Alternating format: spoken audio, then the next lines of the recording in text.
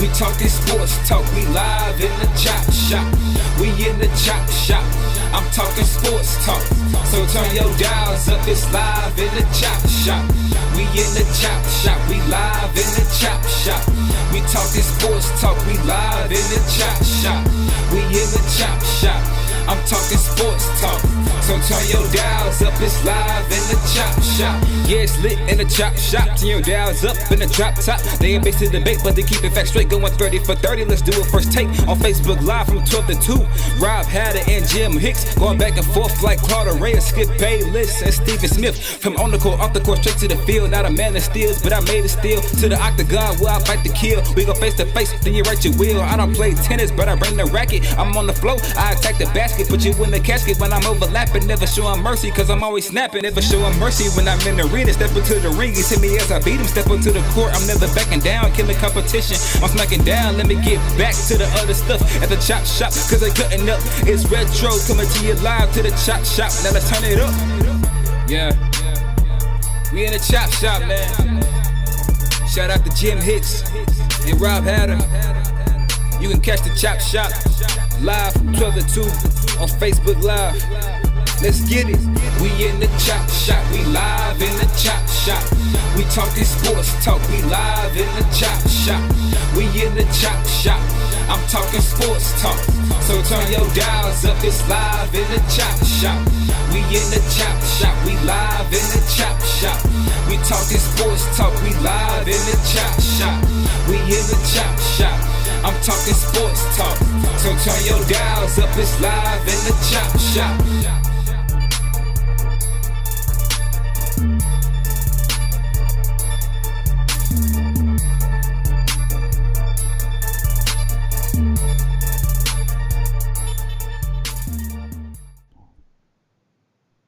H-Town, what's up? You know what time it is. It's time for the best 120 minutes of your day. The Chop Shop, the nation's #1 urban sports talk show, and also your midday sports happy hour. Yours truly, Robert Hatter, alongside Jim Hicks, coming to you live from Houston, Texas. But we're broadcasting all over the world via Skype. Not via Facebook, via Facebook Live and YouTube Live. But Jimmy, I'm going to let you take it away from here because I got some technical difficulties I'm going to correct, but go to work. And I'll see you in a second. Well, of course, a lot of stuff going on in the around the world today. Well, first, congratulations to everyone that had fingerprints and participated in the homecoming services for George Floyd on yesterday.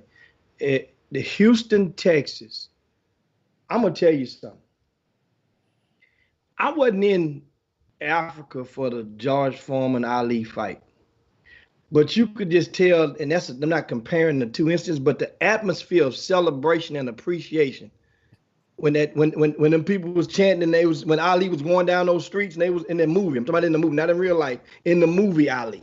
Because it's a little bit different than what actually happened, talking to some people. But that when they was just chanting Ali, and that you can feel that's called, for white viewers, that's what is described as anointing. When you get those goosebumps on you and you can feel stuff.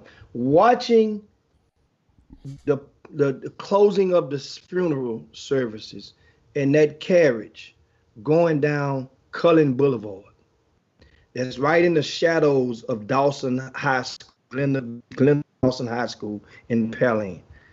And you could see the people and the warmth and the rooting. That was something right out of a movie that ain't been produced yet. That was a scene, and somebody's gonna probably make a movie about Big Floyd. That scene is gonna have snot slinging everywhere from the audience if you go watch that movie. I can just see it coming a mile away.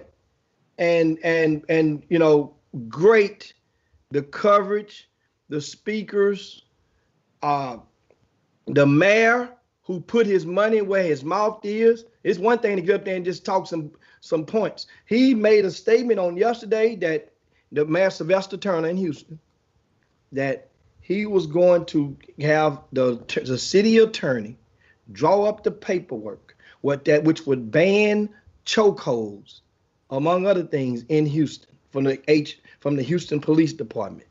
Now, we have a guess. I don't know if that's going to blanket the Harris County Sheriff's deputy, if not, but I know in the HPD. This morning, sure enough, them paperwork's drawn up, and to see Wednesdays is when city council meet, guys. So the timing is perfect. So it's expected of him to sign that thing to probably today. And unbelievable for putting the money where the mouth is. Also, you have guys like Mark Cuban now came out, the Dallas Mavericks, and they've been in the NBA. They've been trying to. The NBA is not really been a huge issue.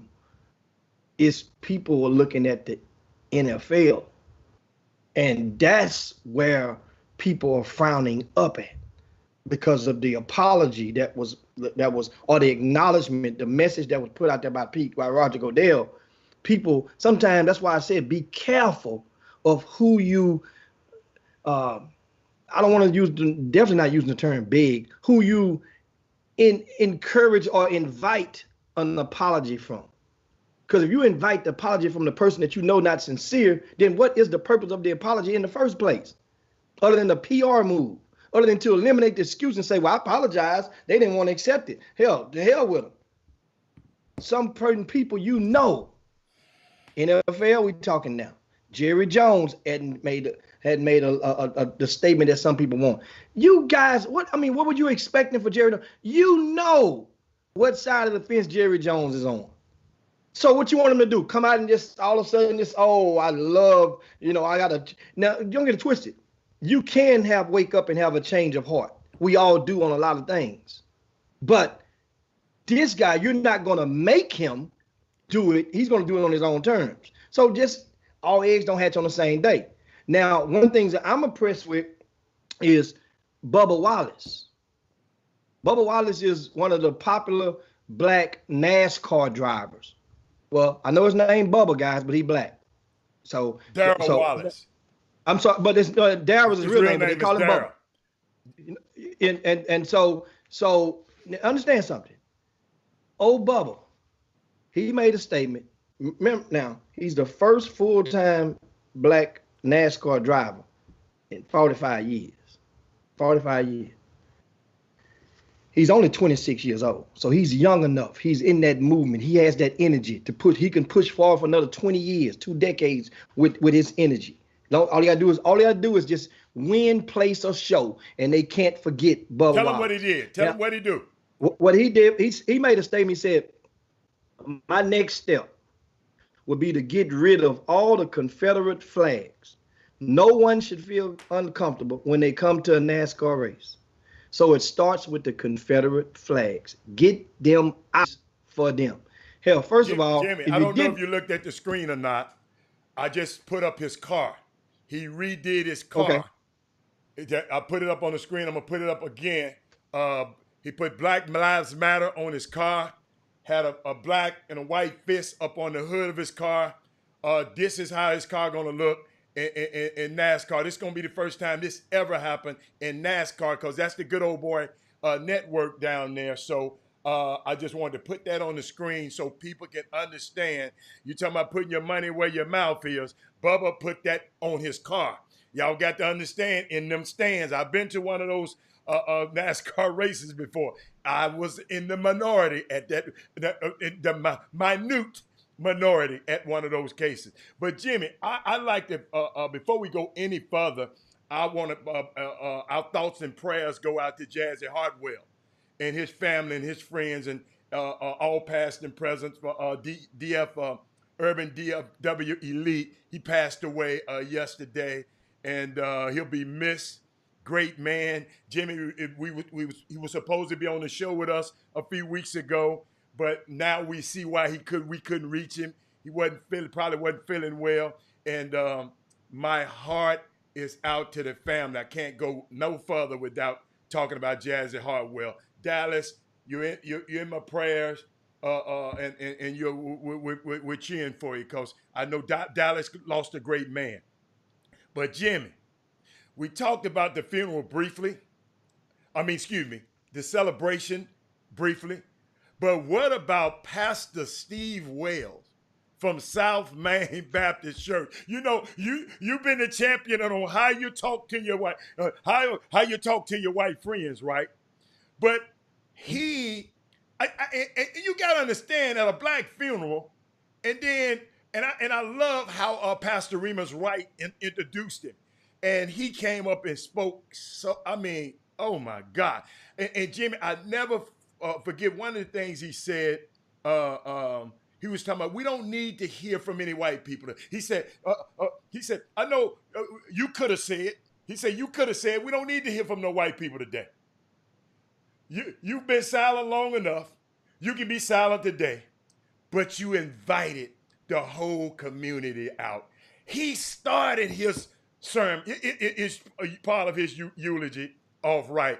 I don't know that guy. I've never been to South Main Baptist Church, but Steve Wells, thank you, Steve Wells, for a well-delivered part of the eulogy for George Floyd. I mean, so Jim, I didn't have, because I was working the computer out a little bit, and I didn't have a chance to add on to that, but I just wanted to let you know, shout out to Steve Wells. Did you get a chance to see him, Jim?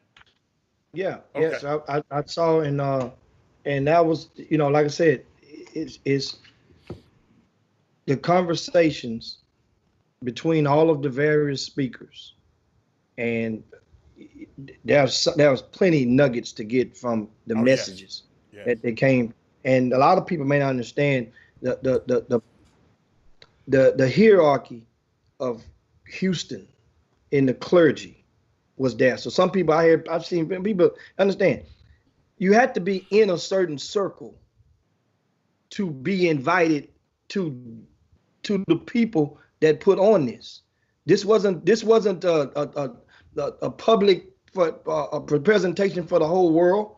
No. Some people, why did they invite him? Why not Osteen? Why not? You missing the whole point. Well, because this guy here probably was connected to the black guys that was of clergy. Understand what was going on. You had James Dixon. Jimmy Dixon was there. Okay, so Jimmy Dixon, his church is located. It started off in Acres Homes on Pinemont Street, and that's where I think he is now. But it started off on Fegan Street or something back in the days with his church. I used to go to it back in the days on the little corner, little wood house, way back yonder. Okay, you had Bill Lawson. His church, Will Avenue. The dean. The main artery of Third Ward. Fought in the civil, was a civil rights, he was part of the civil rights movement in this city. Yeah. Yes. Then you have Ralph West. Yes. Ralph West, the Church Without Walls. That's the church, that's deep, that's Northwest Houston. Housed it. So they got relationships with each one of the guys. Marcus D. Cosby, the guy who took over for Reverend Lawson. Powerful. He got up there. He got up there and they found her. See, that's what I'm saying. When you are putting together and you want all hands on deck, that means, let that be a lesson some of you guys have to understand how this go. That means you go and you incorporate, you invite people from different angles that may have power and you might not necessarily agree with, may not necessarily like, but their presence is going to be a unified front.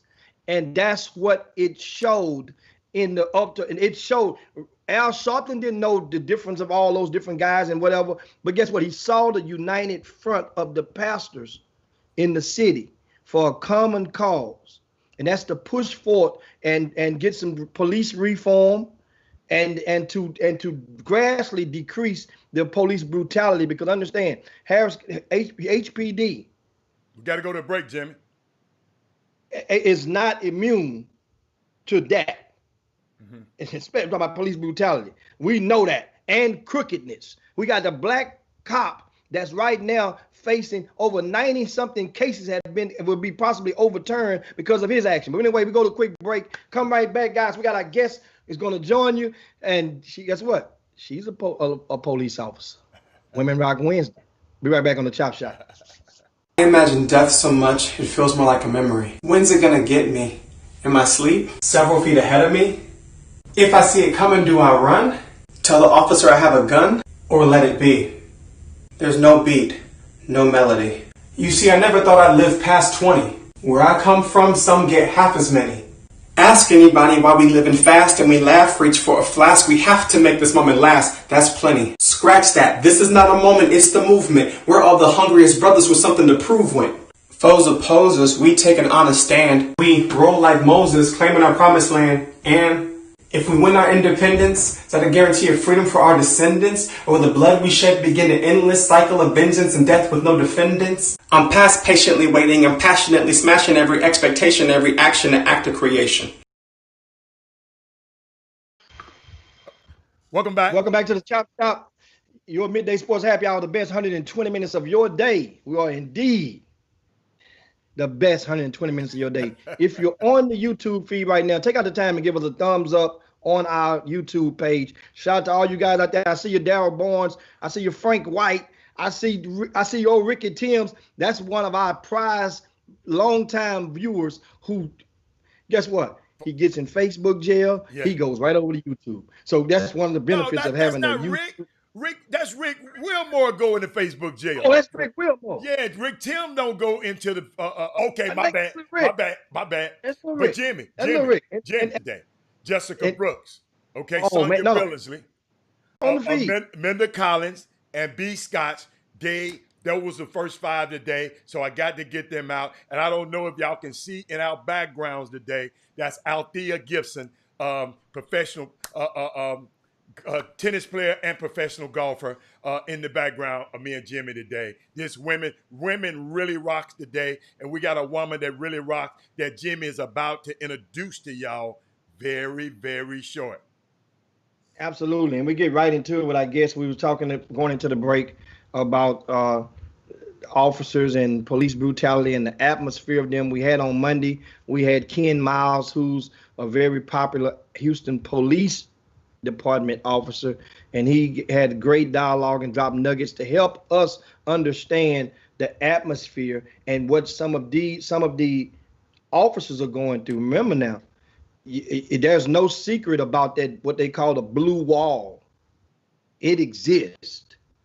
So that means if there's a blue wall, and then there's also some type of atmosphere or friction between blacks and whites in certain cities that are officers, then just imagine those people have to do that and deal with that, then go and deal with the community, then go and take it home and go and deal with their spouses and families. So we're just trying to understand. If we want to be understood, we have to grow to the ability to be willing to understand. So without further ado, I bring in our first guest today. First and foremost, get right into it. This is former University of Houston basketball player, and she was Michelle Harris then. And now she's Michelle Harris Hoskins, Deputy Hoskins from the Harris County Sheriff Department. Welcome to the Chop Shop. Thank you for having me. I appreciate it. Man, say we get right into it. Speaking of basketball, I want to get this out the way because we're gonna have some great intel dialogue with you. And tell us a little bit about your sports career, your basketball career, University of Houston, and what made you become an officer with the Harris County Sheriff Department. Well, a little bit background. I'm originally from Gary, Indiana, and graduated from Lew Wallace High School in Gary, Indiana. And I first started off at Prairie View A&M, playing ball for them, and went through a little movement of transfer, came back, and I finished up at the University of Houston when it was the Southwest Conference. And then I've been a sheriff's office deputy for 20 years now and been on the department for a total of 22. So you went from PV to U of H. Most time people transfer, they go down a level. PV, and I went to Wabash Valley College in Mount Carmel, Illinois, where I graduated and got my associate in a year and a half, which allowed me to have 3 years of eligibility to play D1 ball. So I could have stayed at JUCO for another year, and I had that option to go D1. So of course I took the option to go D1, and I came back to Texas and went to the University of Houston. Okay, and there you go. And what years was that for them people that probably remember that somebody might be watching who might have played ball, might have played against U of H, might remember you, but you had a little bit more. Probably your hair was a different color. Yeah. I had a whole lot more hair back then. I played at U of H from 1991 to 1994. So I came along in that time with Cheryl Swoops and all that. That's when it was the Southwest Conference. That's when the Houston Comets was popping out there as well. Yeah. And so did you ever go down to the Fundy and play with the because a lot of the women used to play at the Fundy back then. Donna Roper and all those girls. What's her name? Kadeem Latin mom. What's Kadeem's mom name? Monica Lamb. Monica Lamb. Yeah. And Kim Perot and all of them. Did you ever go down there and hoop? Yes. You ain't no ball player if you hadn't played at the Fundy. Right. Or did you have to go? Or did you have to go and get the ball and go and play the first game? Because if you lose, you probably ain't nobody gonna pick you to let you play no more. Would you want to know? Yeah, I played all the games now. I played with Donna Roper, and you got Phyllis Dallas. Phyllis Dallas. Yeah. See, I played down there. You know, they had a one day where it was women's open gym before the men played. So we would all play down there at Fonda. Oh yeah, Kim Perot. Me and her used to have some good. I was her biggest fan when she played for the Comets because I played with her. So I thought you were going to say you gave it to her or something. Don't tell us. Don't do that now. Don't do that now. You got different lanes in this stuff and layers. Hey, Kim Perot and Donna Roper and them, they was a little older than me, but hey, you got to come with it. You had to come with it. So now you growing up in Gary, Indiana, and we have a lot of people that from Houston that's from Gary, Indiana. The Coonsnard family with Coos Elite, that family is from Gary, and a lot of people may not realize that. So that's a different dynamic and fabric of growing up based in that state versus people growing up, and we get the fair share of things all around the country. But tell us about the atmosphere. How was it for a young black woman playing basketball growing up in Gary, Indiana? We understand Gary, Indiana is like third ward. So a lot of people don't understand. So give us the dynamic and the makeup of the town. You're right. Gary, Indiana is like third ward, and it's predominantly black. And when I was coming up, I'm giving a shout out to Carolina Park because that's where my blood. And I always played with the boys. So one of the coaches told me to tell the elementary school coach to let me play. So and I was like, no. And he said, yeah, tell them that you play. So I had a different restroom, a locker room that I would have to go to and change. But I played on the boys basketball team in Gary, Indiana at Daniel Hill Williams Elementary School. And I was the only girl on the team back then. And it was so Indiana, and back then we had so many great girls or young women basketball players to where it was, I'll take any of my people that I played against and played with in high school in Gary, Indiana. And back then, it wasn't no WNBA. You didn't hear about it. It was just college, and that was just far unless you went overseas or whatever. But it's, Gary, Indiana is, you right about that, Jimmy. I'm surprised you hit on that. I like that. But Gary, Indiana is like the third ward. And so now. It's a suburb of Chicago, isn't it? I'm not going to touch that hat. No, but you know what's so funny? One of the listeners on the feed, they were talking about, because I was jumping and said, that's where Michael Jackson from, and the Jackson and Joe Jackson. That you got to understand, that's my favorite group of all times and anything. So I've always thought about when I was a young kid, the street. Absolutely. Oh, you did? Okay. Absolutely. Absolutely. Wow. Oh yeah. You wouldn't believe how small that house is. And you would know. think, how did all them fit in the house?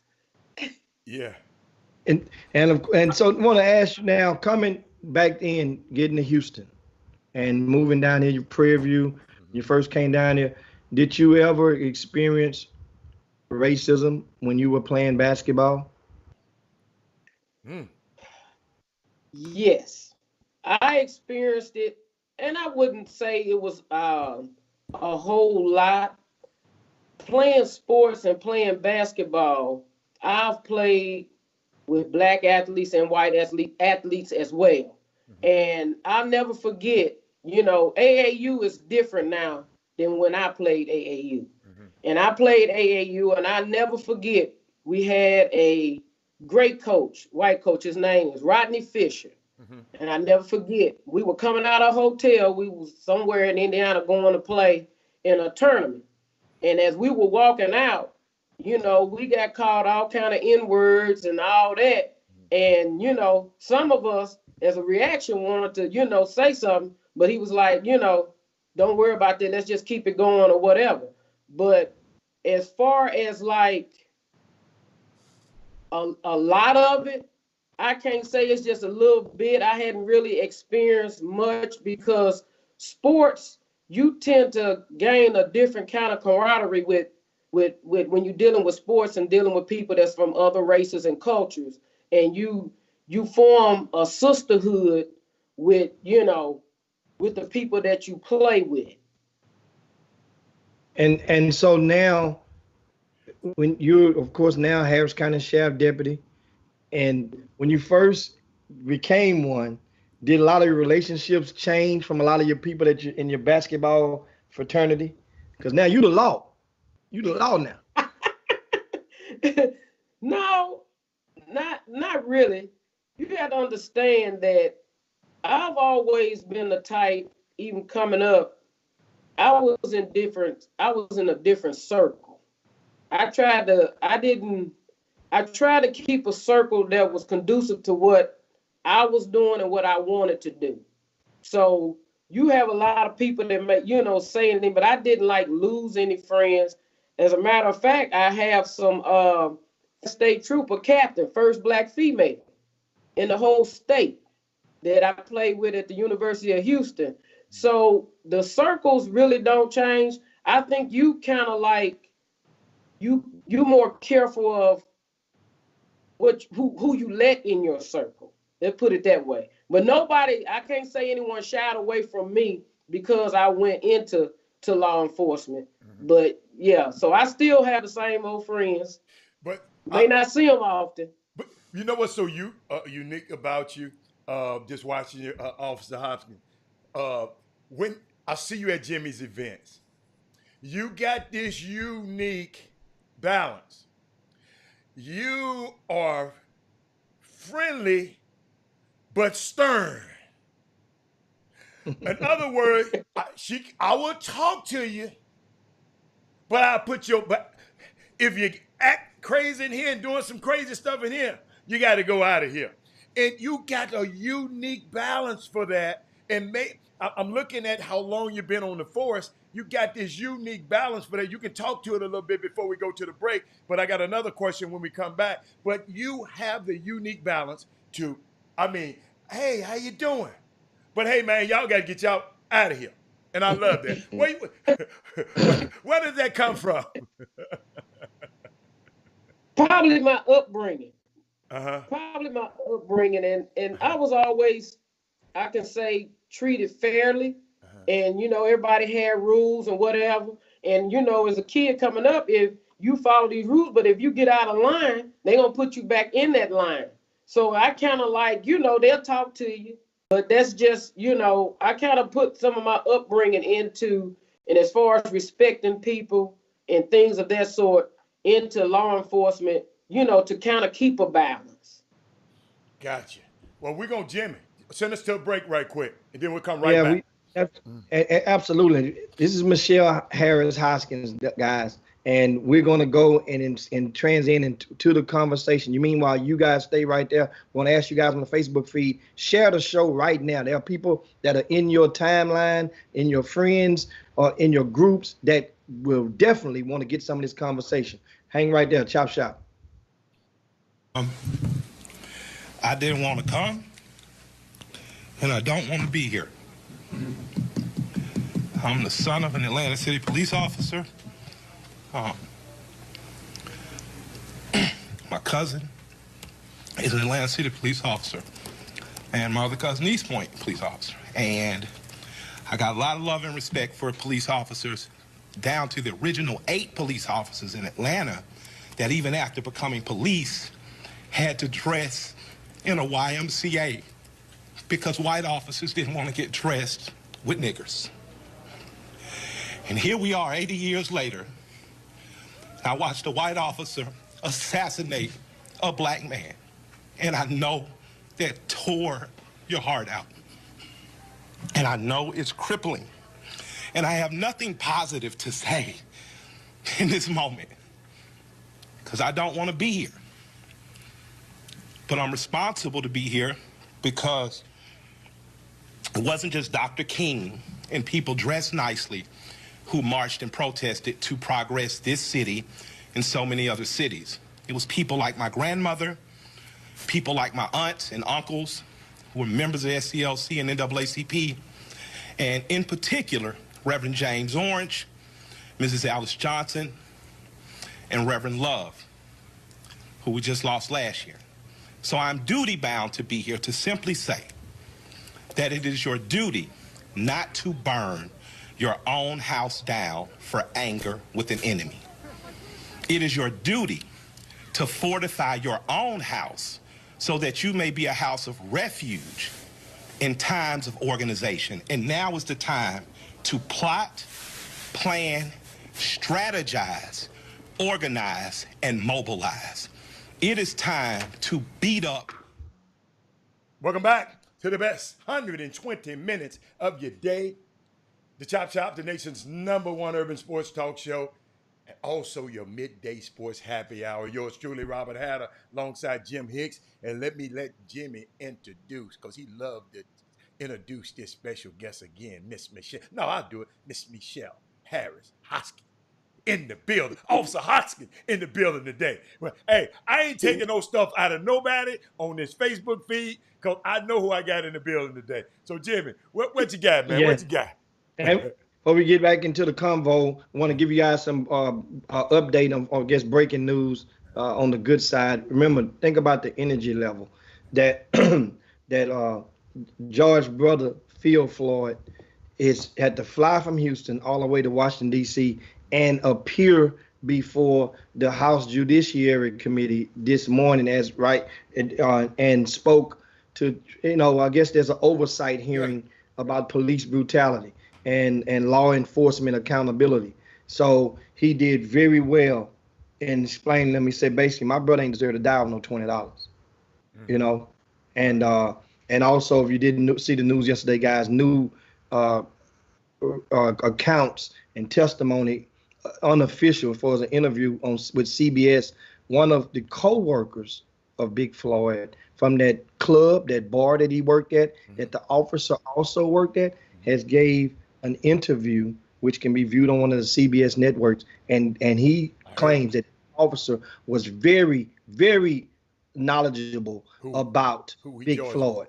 Yes. Floyd. And then the owner of the club, the lady, has basically changed her stance to acknowledge, because at first she was like, I don't think the officer really knew him because he worked on the outside and Big George worked on the inside, and I knew that didn't smell right from the get-go. So make sure you pay attention. Meanwhile, speaking of paying attention, we got Michelle Harris Hoskins live with us with the Harris County Sheriff Department. She's a Harris County Sheriff Deputy. And what's the difference between a Harris County Sheriff Deputy and a Houston HPD in Houston? I mean, y'all wear different uniforms and all that. What's the difference? Big difference. Tell them. The city of HPD, the city of Houston, sit in my Harris County. Ooh, say it with your chest. Wait a minute. Oh man. Let me dramatize that one. Yeah, I'm gonna clean up. I'm done with her. Come on with it. I'm done with her. I'm done. I'm done. Hey, I got a bunch of HPD friends. They gonna get me for that.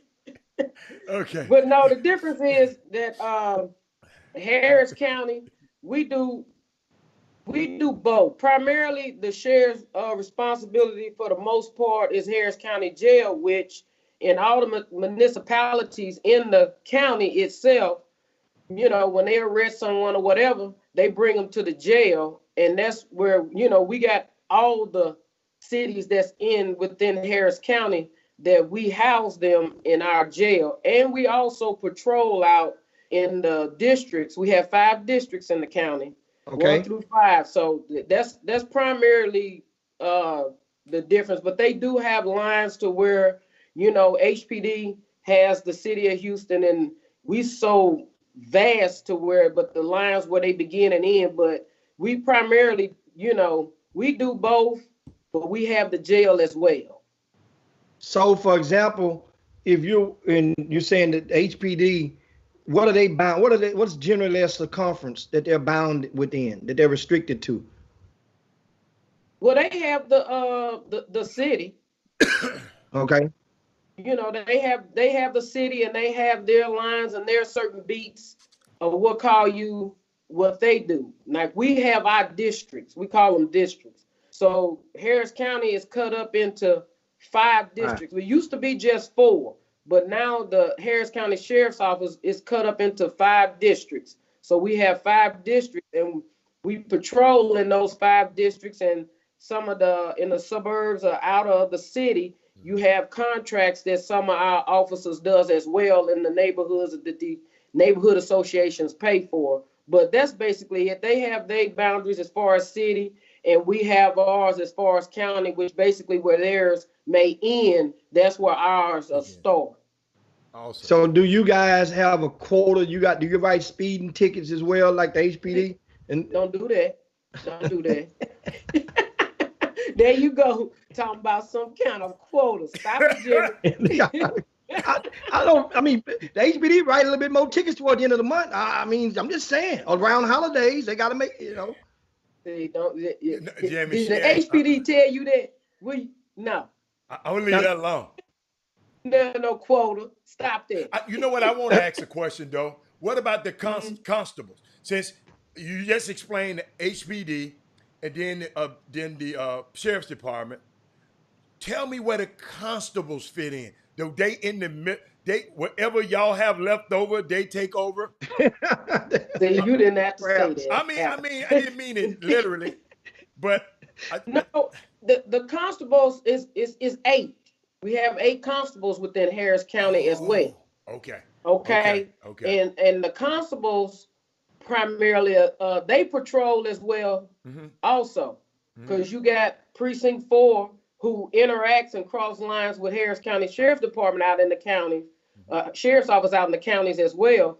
But you know, a lot of the constables handle a lot of civil matters as well, with the subpoenas and eviction and things like that. But they do patrol as well also. So the overall between the city and the constables and the sheriff's office, we got Harris County covered. Okay.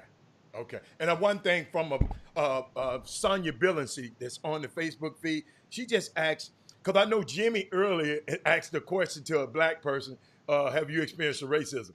Yes, everybody has. I have, everybody. But what about racism that you can in your department? In your, Sonia, what about the racism within your department or within the Harris County Sheriff's Department? Have you encountered some there? Let me first start by when I came on to the sheriff's office in 1998. Okay. And I can only speak on my time period that I've been here. Have I personally experienced racism I can't say that I have. Okay. I can't say that I have. Okay. But not saying that it may be other people who before me or whatever have experienced it. I can only speak on my experience.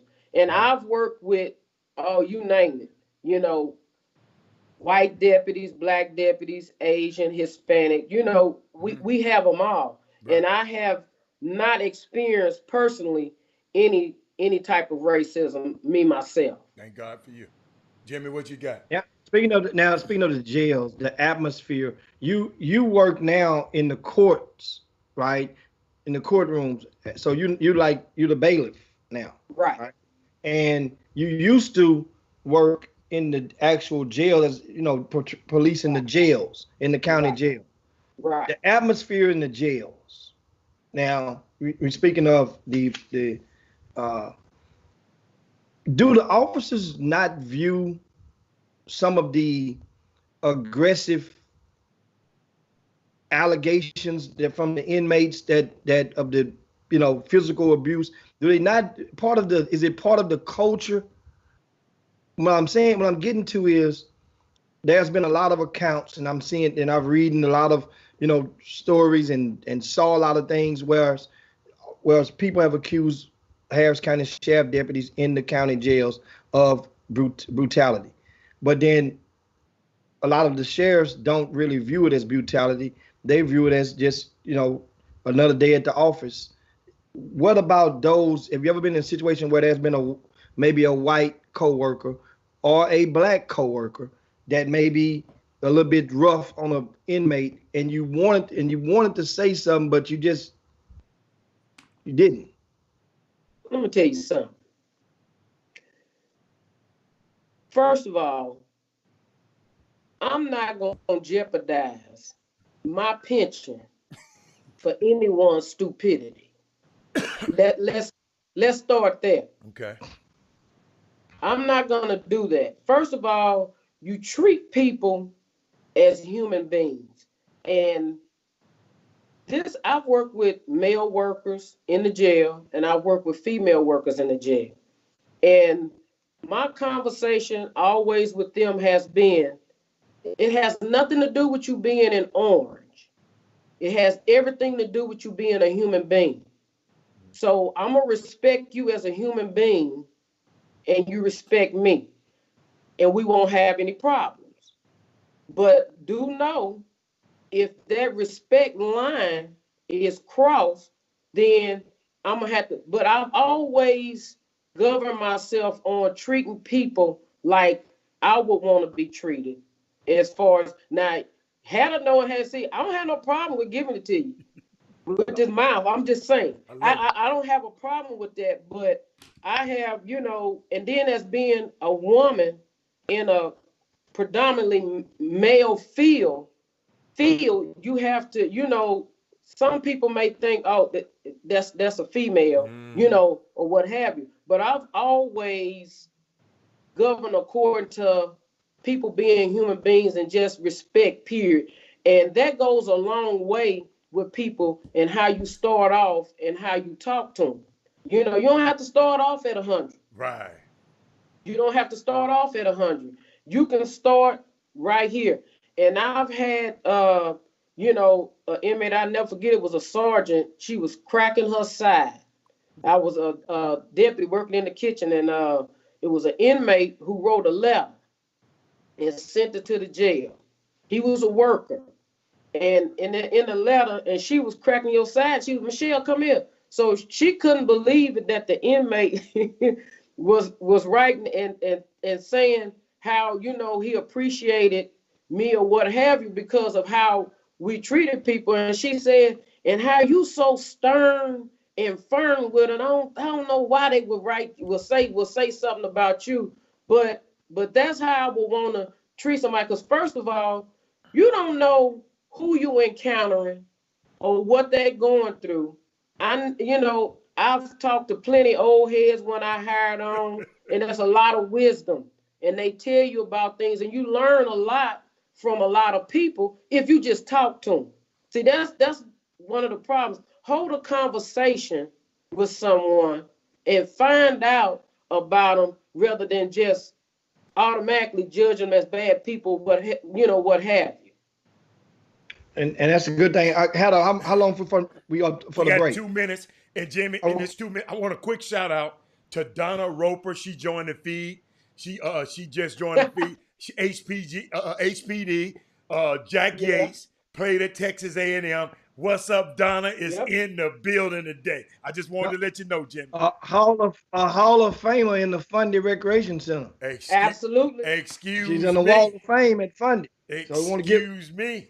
Now, what would you got, Jimmy? A minute and a half. Now, what we got? To ask you, at the top of the conversation, I mentioned that the Mayor Sylvester Turner pledged to to abolish the chokeholds and amongst other things with the HPD. What's the status on the Harris County Sheriff Department? Are you guys still using chokeholds? Chokeholds had never been legal that I know of. That's just like the HPD union. I'm not trying to rain on the mayor's parade. Oh, okay. I'm just gonna keep it real with you. Chokeholds hadn't been legal. Hog ties hadn't been legal. So for him to say that, like, that's something that police policy doesn't have, is not true. There are policies where chokeholds are not legal. So for him to say that is, it's like, okay, he's saying that like it's not a policy against it and like it's legal. It's like HPD Union stated that it hadn't been legal in 40 years. So he made it. Yeah, check him out. I didn't see it. I didn't see the comment. So, but I'm gonna take a look at it now. Union, Yeah, he said it hadn't been legal in 40 years. So the thing is that the stuff that they're saying is already in policy, and then they want to politicize it. I got you. I see what you're saying. Yeah, you want to politicize it like it's no, like, Acevedo don't have any policies already. Them policies is in line. Okay. They there. Well, we up against the break, and we're going to go to a quick break and come right back. But we got some more combo. We're going to come back with after this quick break on the Chop Shop. You guys hang right there. Many of you probably heard of my case I got going on with the Milwaukee Police Department. A night out, going home, double parked in a handicap. That's a ticket, and we all go home to our families. It doesn't stop there though.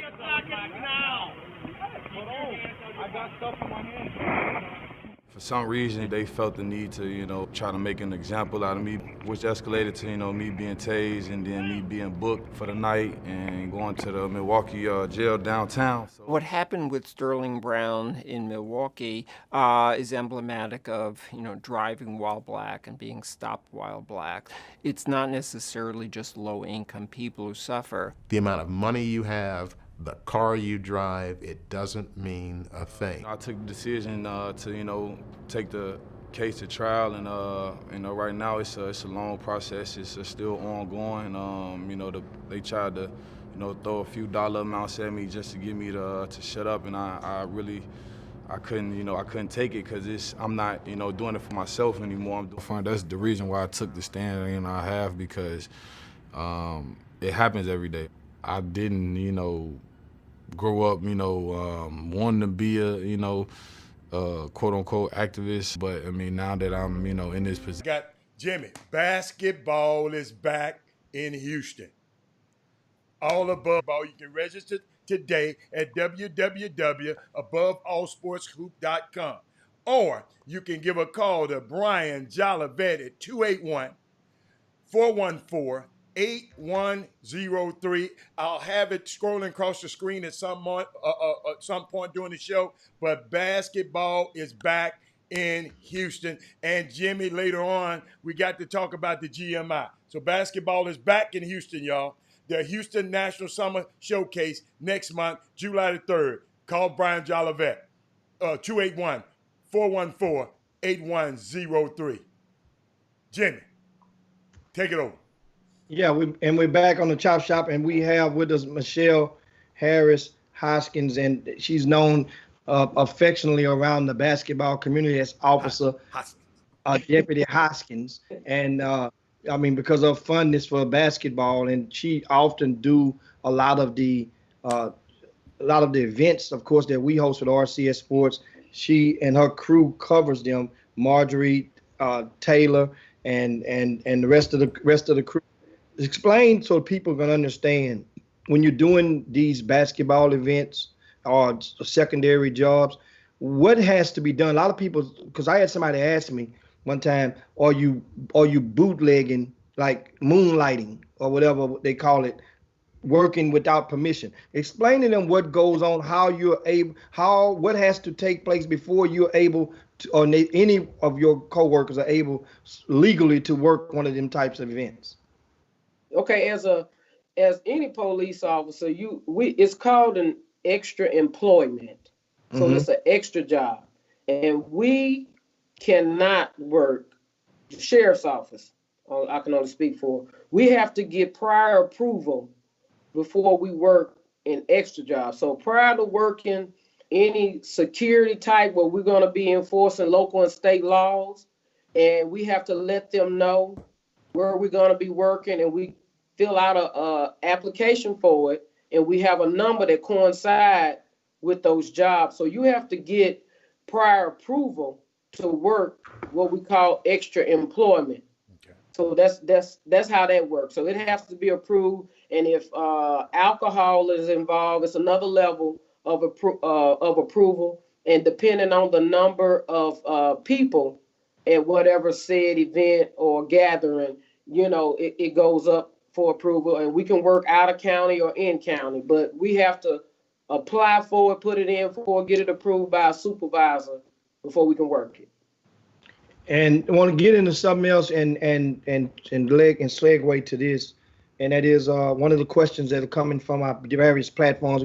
We got people that are sending in messages to email, they're texting us, as well as on the YouTube and on the Facebook. If you're on Facebook, please share the show right now if you would do so. Just share the show to your timelines, your groups, your friends. If you're on YouTube, give us a thumbs up. That would be great as well. And this question is asking you, I heard that in the case of, that's a little small town, Somerville, Texas, did not hire her, even though she recently had a murder charge dismissed. Do you agree with that decision? Well, she was hired. They did hire her, but from my understanding, she was hired, and if I'm not mistaken, I think the Hernandez family, whatever, they got wind of it, and when they found out about her background and said, went to the city council, and they withdrew her hiring or her employment. So they got wind of it, and that is what a lot of people, I say a lot of people, but she got her charges dismissed, and you can hear, because let's not act like this is not what's being said or we're not hearing it. People have issues with if officers have done something, but they can go be hired at some other agency. Mm-hmm. So that's what that is. You see what I'm saying? Mm-hmm. So by her charges being dismissed, she went and applied for employment somewhere else. So I don't know what her status was with Harris County Sheriff's Office. So I can't speak on if they said, hey, we're not hiring you back. I don't know what that is, but you do have it where her charges were dismissed. So like anyone else, she wanted to go seek employment somewhere else. And I get it that people feel like, okay, she done this, was her and her husband or what have you. But from what I understand, from just what I've seen, the town and the Hernandez family, I guess, or whatever, got wind of it, and they went and spoke about it. And they told them, okay, this is who she is or what have you. And that employment was withdrawn from her. And of course, she changed her name when doing this application, allegedly, when putting her application through from Shauna Thompson to Shauna Sheffield. And that's probably why it slipped through so many. And who is she? Jimmy, you know her? That Officer Hoskins, explain to the viewers and us as well who is Shauna Thompson? Yeah, one of your former co-workers. What was she accused of doing?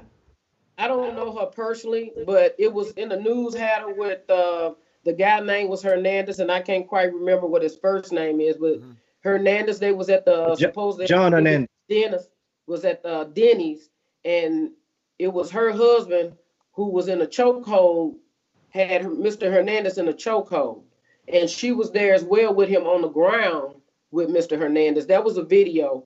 That was about 3 years ago or so now. And they took it to trial or what have you, and her charges were dismissed. And she was a Harris County Sheriff's Office deputy at the time. I don't know her personally, but she was a Harris County Sheriff's Office deputy, and she was charged as well, but the charges were eventually dropped, and that's why she was seeking employment at another police agency. Okay, I remember the incident. I just didn't know the name. But Jimmy, you got something else? Yeah. Because I got a key question I just want to ask her.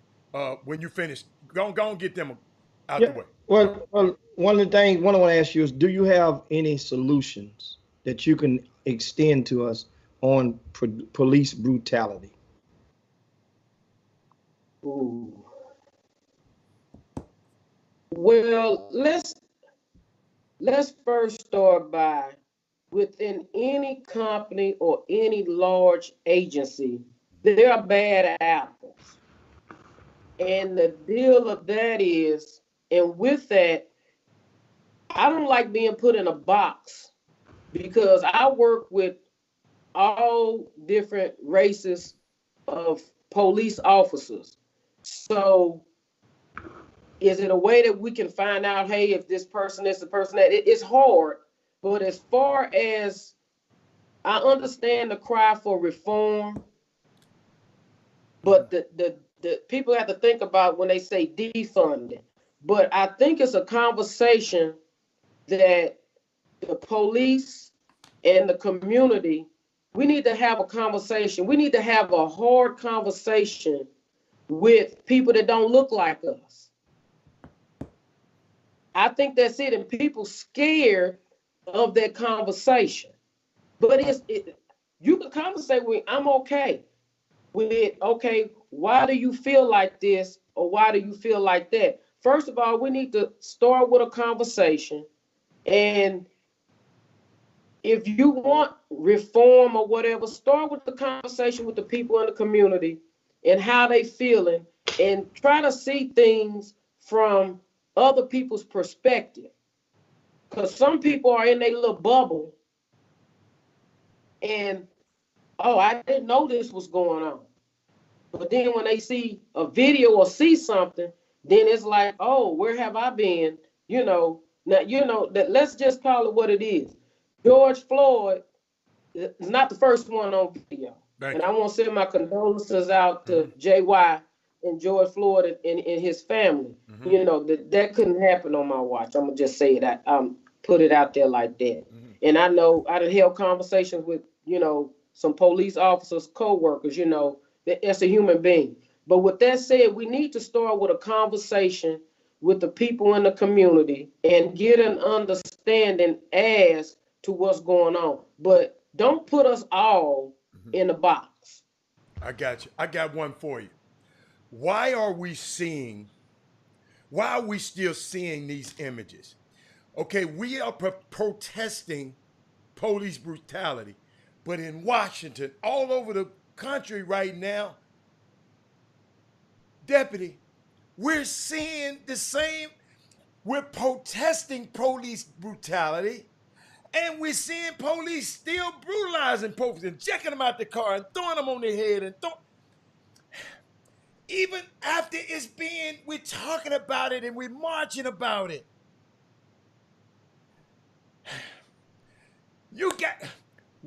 Why are we still, we had a police officer come on, I saw it on Twitter yesterday, he had all his guys behind him, most of them was white, just talking about he's tired of being vilified. Y'all doing us like this, y'all do. My question is, why are we still seeing these images? Why? That's $1 million question. And we seeing it now because we in a different time. And my thing is, I have no problem with anybody videoing, because that's your right. I have no problem with videoing police actions or what have you. But what I do have a problem with is get it from beginning to end. Don't get it in the middle when it done gone when it's done gone bad, and then you don't see the other side of what somebody maybe had done or whatever. I'm fine with you videoing. I have no problem with that because I can only do what I know is what's right. And I'm gonna go by doing what I think is right. So the videos I have no problem with you videoing.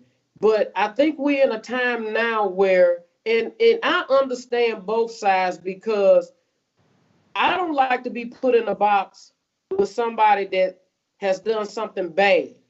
And then that I have to have my head on a swivel because I'm being put in that same box with that guy by somebody that don't know me, don't know my police record, don't know my history. All they see is that I'm a law enforcement officer and I'm bad, just like the one that was on the video is bad. Gotcha. That's not true. But the video and what we're seeing is letting people see, hey, this is why people are saying Black Lives Matter. And people have taken Black Lives Matter. Because see, when I take this uniform off, I'm black. When I put it on, I'm still black. So when people are saying that, and I might go off on a little tangent here in a minute, but I had a conversation with my mother and father. My father be 83 years old, and my mom will be 80. They tell me, I don't need to see it. We lived it. People forgetting that it's been systemic racism for years. It's been injustice to African Americans for years. Let's just tell the truth. Yeah. My dad tell me they come from Kentucky. Oh my goodness. We go there for a family reunion. He tell me about the barbecue place where he couldn't go in the front door. He had to go in the back door. So I don't know what's going on today where people don't think that it's not happening. It's been happening. They can tell me about the color water fountain and the white water fountain and what counter they could sit at and what counter they couldn't sit at. You see what I'm saying? Yes. I can't remember the guy spoke, but we need to go ahead and talk about America's dirty history as well. I like that. And we're going to talk about it. We're going to talk about it, sure. We're going to take a quick break. Yeah, you got to come back. You're not going on us. You ain't got to go nowhere, right? Hey, Give us 2 minutes. We'll be back. Chop Shop, we'll be back in a minute. Wow. I like that.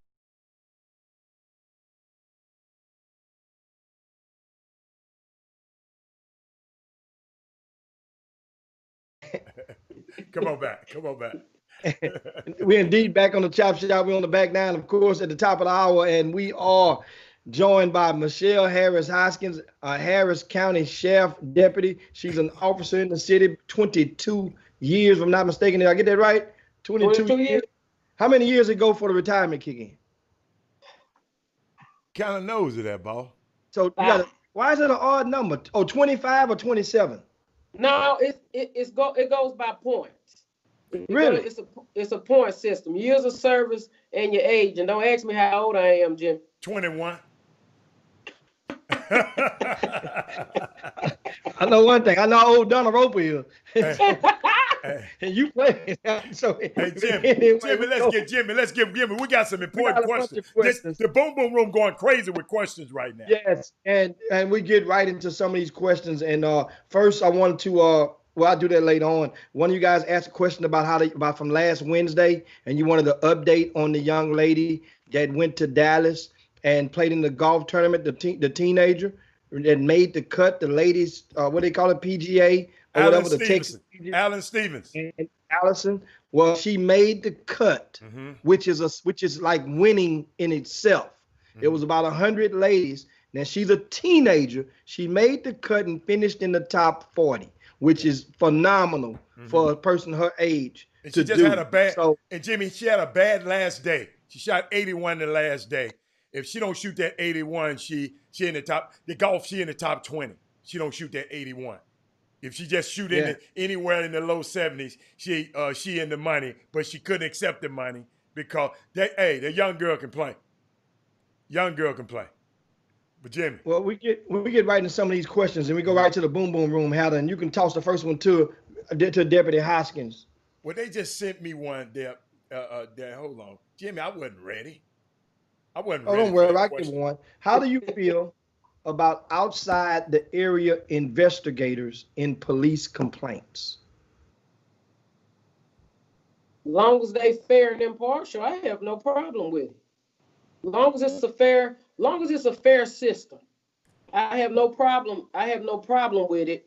And in some, you have some agencies that, you know, they have their own investigations and all that. And I understand whoever asked the question, I understand what they're saying, but I have no problem with outside investigators. The whole deal of it is, as long as you fair and impartial and non-biased, I wouldn't have no problem with it. None whatsoever. How do you feel about the police union that protects these officers? You say protect. Let's not forget that although we are officers, we still deserve due process. When you discipline on a job, or if you fired, or you feel that you are being unfairly treated, that's with any employment or whatever. As police officers, we are granted that same, that same right. You see what I'm saying? So you have a union just like you have the IBEW, whatever, the electrical workers, and you have these different types of unions that do the same thing, that help with discrimination and unfair practices on anybody's job. That's what our police unions are as well. So if you feel like you was unjustly disciplined or what have you, you have a right to appeal that. What about the black officers? Do you think black officers should step up more? Black officers, see, when they say step up more, just speak up more. It's happening. Mm-hmm. It just doesn't get likes and loves. Mm. It doesn't make news. It doesn't make media. Let's just face it, that's not what make the feel-good story, or that's not what they gravitate to. It's sad that we're in a society where they gravitate to a lot of negativity a lot of time, especially when it comes to policing. So when black officers are speaking up or doing what's right, we don't post it. Okay. Who said, oh, I stopped somebody from choking somebody today, or I stopped them for it. Mm-hmm. No, it's happening. And let me say this. It's happening with white officers as well. Mm-hmm. Not just black officers. You have white officers, Asian and Hispanic officers who feel the same way. No, we're not doing this. This is not how it's going to go. And you have to have somebody, and you get in the heat of the moment of anything or what have you, you have somebody to say, hey, that's it, or what have you. It's going on. It's just that that's not a TV camera there for that. Let's face it, you got people to see somebody getting beat up or something on the street. The first thing they do, rather than dial 911 to help, they pull out a phone to video. Mm. You see what I'm saying? So, hold up, you call help on the police? Say that again. Are you talking about for the police? No, I'm speaking in period. About what okay, my bad. Okay. What people do. Uh-huh. No, yeah, you call help. I see what you're saying. No, that's not what I meant, call help on the police. No, I'm just saying that people wait for stuff to be, wrong. But I don't know if you've seen the video where the New York officer got on one of her co-workers, which happened to be a white officer. Yes. I think I got that video somewhere. Jim. How long did that stay out there? How long did it stay out there? That's a great one. She did not. She seemed like she was the boss, though. She was checking him No. like, man, get him the hell out of here. It doesn't matter if she was the boss or not, Okay. but she did it. Uh-huh. That's why I say it's happening. Okay. You just don't see it all the time. I got you. That's a good one. I'm gonna find that video. I'm not losing my pension for anyone. I'm not gonna lie on you. I'm not gonna lie for you. So with her being said, she's a prime example. That's why I want to throw that out there. I know your people asking That's that. a good one. But see, that came up and it went on. Gotcha. See what I'm saying? Gotcha. Because she was getting on it. Yes, sir. She was getting on it. Yeah. But that didn't go viral. That didn't go viral. Great point. It don't make news. Great point. So that's what I'm saying. You don't see it, but it is happening. And it's happening with black officers, and it's happening with other officers as well. It's just you don't see it. It's not something that the media wanna gravitate to or what have you. But it is happening. Now, one of the viewers asked us on the YouTube feed, and it's taking you back about 10, 12 years. And this was in, is Pasadena, that's Harris County? Yeah, Pasadena is in Harris County. Wow. Cool. Back in Pasadena, it was a case that attracted the national attention with a neighbor, Joe Horn. Joe Horn shot the two burglars who were going into the house next door. And he was no bail when it cleared on that case by the grand jury, not indicted. And people were saying Joe Horn had been black, that the likelihood of him being cleared and the atmosphere of Pasadena, for those of you who are out of town, Pasadena that's the setting where back in the old 70s and before. Matter of fact, that's where they had a famous nightclub called Mickey Gillies. That's where they filmed the movie Urban Cowboy with John Travolta back in those days.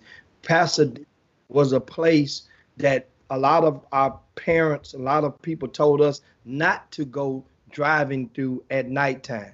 So if you understand what the atmosphere was of this town, and it has a lot of the old money, old trees are still there. Your thoughts on that Joe Horn situation? Do you agree or not about the decision to no bail him? Well, I wasn't on that grand jury, and I remember that quite well. And what I need for people to get is we get upset because I was one of them. But then you have to look at the laws that's on the book. If I can remember right, they said the neighbor gave him right to go. I forgot how the wording go or how it go, but it was in the law. So he was within his rights and whatever, protecting his neighbor's home. And see, when you on any jury, you have to go by what those state laws and what those laws are. So that's probably why he was no bail based on what the evidence that's presented to them. And you can't detour from it. You have to go on what the law is as of at that time. And that's why he probably got no bail. You see what I'm saying? I remember Joe Horn, that was the neighbor, where some guys went into the house and he stopped them and he shot one of them or what have you or whatever, but he did get no bail. But I encourage people to, I understand your frustration and things like that, but when people have to follow the law and what's on the books, then that's what they have to go with. You see what I'm saying? That's what they have to go with. Now, if you want to change some things to your orders, you want to change some things, the anger and the frustration that we've had in the last 2 or 3 weeks, I want to see that in November. People, I want to see it in November.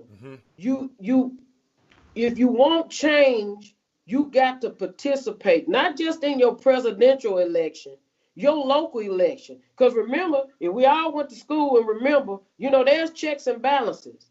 You got the senators the representatives in Congress who's making these laws and your local state representative as well. It's not just the president. It's a combination. You see what I'm saying? You got senators that's been senators for 25, 30 years. You see what I'm saying? Be the first one for every photo op, but keep going. That's right. So when you get that jury summons, don't chunk it in the trash. Thank you. Don't chunk it in the trash. Come and participate and sit in that box. I agree. So that people can get a jury of their peers. I totally agree. So that's my deal. So you have to go on, because I used to be one of them. I get upset. Well, why did this happen or that happen? That don't make no sense. But then when you look at the law and how they tell you, you have to follow what the law is. So when we don't like how the laws are, we don't like how policing go, we need to put people in there who's gonna change it and conform to include us. You see what I'm saying? That's awesome. So that's my deal on that. You go to jury duty. Jimmy? Yeah, well, once somebody ask you your Jimmy, opinion. we up against a break, Jimmy. 30 seconds. You up against the break? Yeah. I sent you. You ain't checking your text. You ain't checking your text. Man, I'm looking at all these questions that they got for Deputy Hoskins, man. They got them loaded in, locked and loaded, boy, for right now. We come right back. We got to continue the conversation with her. We're learning a lot. I'm taking notes over here. Jury duty. That's the last nugget she just dropped. Guys, be more serious about the jury duty. And we'll take that into the break and come right back on the Chop Shop. It's 2020, y'all. Yeah. And it's different than when it was 2016. The game has been elevated. As we can tell, there's no expense being spared. We had a black billionaire's lunch. Yeah. You understand? Right. And we here together, and we're going to keep staying together. We getting tighter. You know what I'm saying? And united we stand. And ain't nothing else to us. Black excellence.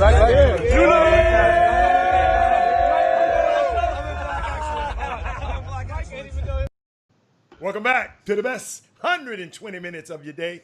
The Chop Shop, the nation's #1 urban sports talk show, and also your midday sports happy hour. Yours truly, Robert Hatter, alongside Jim Hicks, and we got the officer, the deputy in the building, Michelle Harris Hoskins, and she is letting it. She is, oh my goodness, but she's educated. Deputy, I enjoyed your last comment, because that was one of the things. I got a whole list on my notes about talking about certain things we can do, and you just hammered it in, and I'm going to talk about it again. Don't throw that summons in the garbage. Go to jury's duty. Go and watch the process so we can have a jury of our peers. But and I know, because I did it before, until I learned when you know better, you do better. You follow me? And as the facts change, the truth change. And once I found out about that, I can't wait. I wouldn't mind. Just go down there. And it don't be a lot of us. But hey, hold on. Let it start being a whole lot of us down there and see what happens. But just like somebody said this the other day, I saw a picture. I don't know who the young lady is. They call her Queen. Young lady down in Atlanta, Georgia, officer. They showed up at the courthouse steps on they Black Panther stuff with the AK-47s like your homeboys did up there in Michigan, in the Michigan State House. But if you Google her, I think it's the new Black Panther Party. She got an afro. Look fierce. Ain't saying much. Hey, ain't talking loud and saying nothing, but it was a unique image. And I'm gonna tell y'all, Deputy Hawkins, let me show you something. Our young people ain't gonna keep standing for this. I'm finna repeat that. Our young people are gonna figure this thing out, man. I'm telling you, I'm watching them, I'm reading them. They are, because guess what? They are a little closer, white and black, and than we were. than we were. You know, I told a story the other day. Up until a year and a half ago, I've never stayed in a white person's house and opened up their refrigerator. But my son has. He done went to school with them. He went to school where he was the minority. He stayed with them in the house with them, in the dorm with them. Now, but these young people, I'm telling y'all, I'm talking to them. They gonna figure this thing out. They're gonna figure this thing out. But Jimmy, what else you got? Well, I mean, piggybacking on that before we get back to the convo is with young people, a lot of things you guys may not understand. Let's say the average 20-year-old right now. 20-year-old, that means they're probably a freshman, sophomore in college. That young, vigilant person. Think of it like this. If they're 20 years old, they was born in 2000, right? That means by the time they really probably stopped peeing in the bed, they were about 7, 8 years old.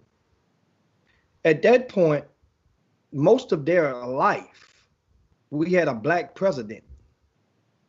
Think about it, put it in perspective to 2016. So that means they had a black president for the based on pretty much all the way through their schooling was a black. So this is a whole different society of you know, like what I can do and far as the hope. They're looking, when they come out the egg. They're like, oh man, we got a black president. We got Twitter. We got, you know, Instagram. We got, oh man, we good to go. So think about how that young person, the feeling of a lot of things that we may have saw or heard from our parents and grandparents, you have to really probably take them physically to the country for them to be able to visualize those water fountains, as Deputy Hoskins mentioned earlier. You got to really probably take them there, because that way you can get the feeling. Sometimes you ever been to the country, Alan, you've been to some of your old folks' house in the country, and you just stand down in the country in the fields, and you can just kind of visualize and smell it and say, man, people actually pick that cotton in this field, sugar cane and whatnot. We go up in Louisiana. But anyway, I wanted to get that and plant that seed about understanding. Hold on, Jimmy. You remember when I came back from Memphis, my last trip to Memphis, and I had to tell y'all just my epiphany. And I've been to the Civil Rights Museum before, but this last trip, I came back, Deputy Hoskins, it just really, really not messed me up. It enlightened me. And it's an eerie feeling. I never forget. And I told this months ago on the show. When I came back, they had the exact hotel room, his last room, when you saw him point, Jesse Jackson them point up there. They show, it's a feeling that comes over you, especially if you're a black man. In that, guess what? When you come in that sanctuary right in there, Deputy and Jim, they said, quiet, be quiet. Everything is quiet. And you watch and you look at it where his plate was left. His you know, he didn't plan on walking out the door and dying. Martin Luther King, he had left his food, his food room service right here. They had left this and they had left this and everything. I mean, eerie feeling. And Jimmy, you're right. They need the bus that they burned up. One of the Freedom Ride bus. Jimmy, you get a chance to sit on the bus. The one of the bus they burned up just because some black people and some white people were going down for a Freedom Ride. Yes, man, that's why I tell everybody, go find yourself. When COVID is over, when we can control this COVID, go to the Civil Rights Museum. Take your young people there. Because if they can teach an old dog like me new tricks, I can imagine. I just found out the other day, the first black millionaire, I just found out in Memphis history, I just found out who he was at this age. Unbelievable. Nobody taught me that. Nobody. Robert Church helped save Memphis, a black dude. Think about it, if I had had that knowledge when I was a little boy, like Jimmy said, growing up knowing Barack Obama was a president. What if I'd have known this black millionaire was a black millionaire? What if I'd known that it had that information? We got to do better, y'all. But Jimmy, what you got, baby?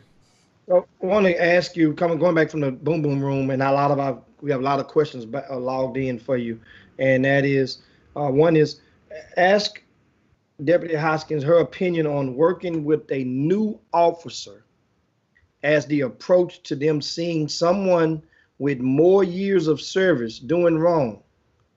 As we saw in Minneapolis, there was a young guy, one guy had been on the force, only a few days, right? Mm-hmm. Is there a policy in Harris County on stopping something like what happened in Minneapolis? Basically, the good cop standing, so-called good cop standing idle when they're watching one of the coworkers commit what is obviously a crime.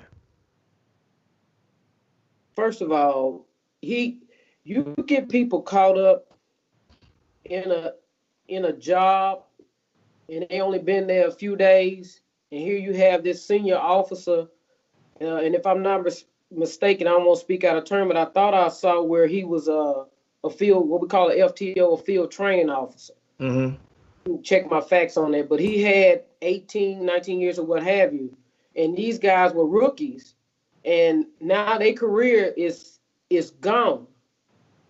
But they went through a police academy just like he did.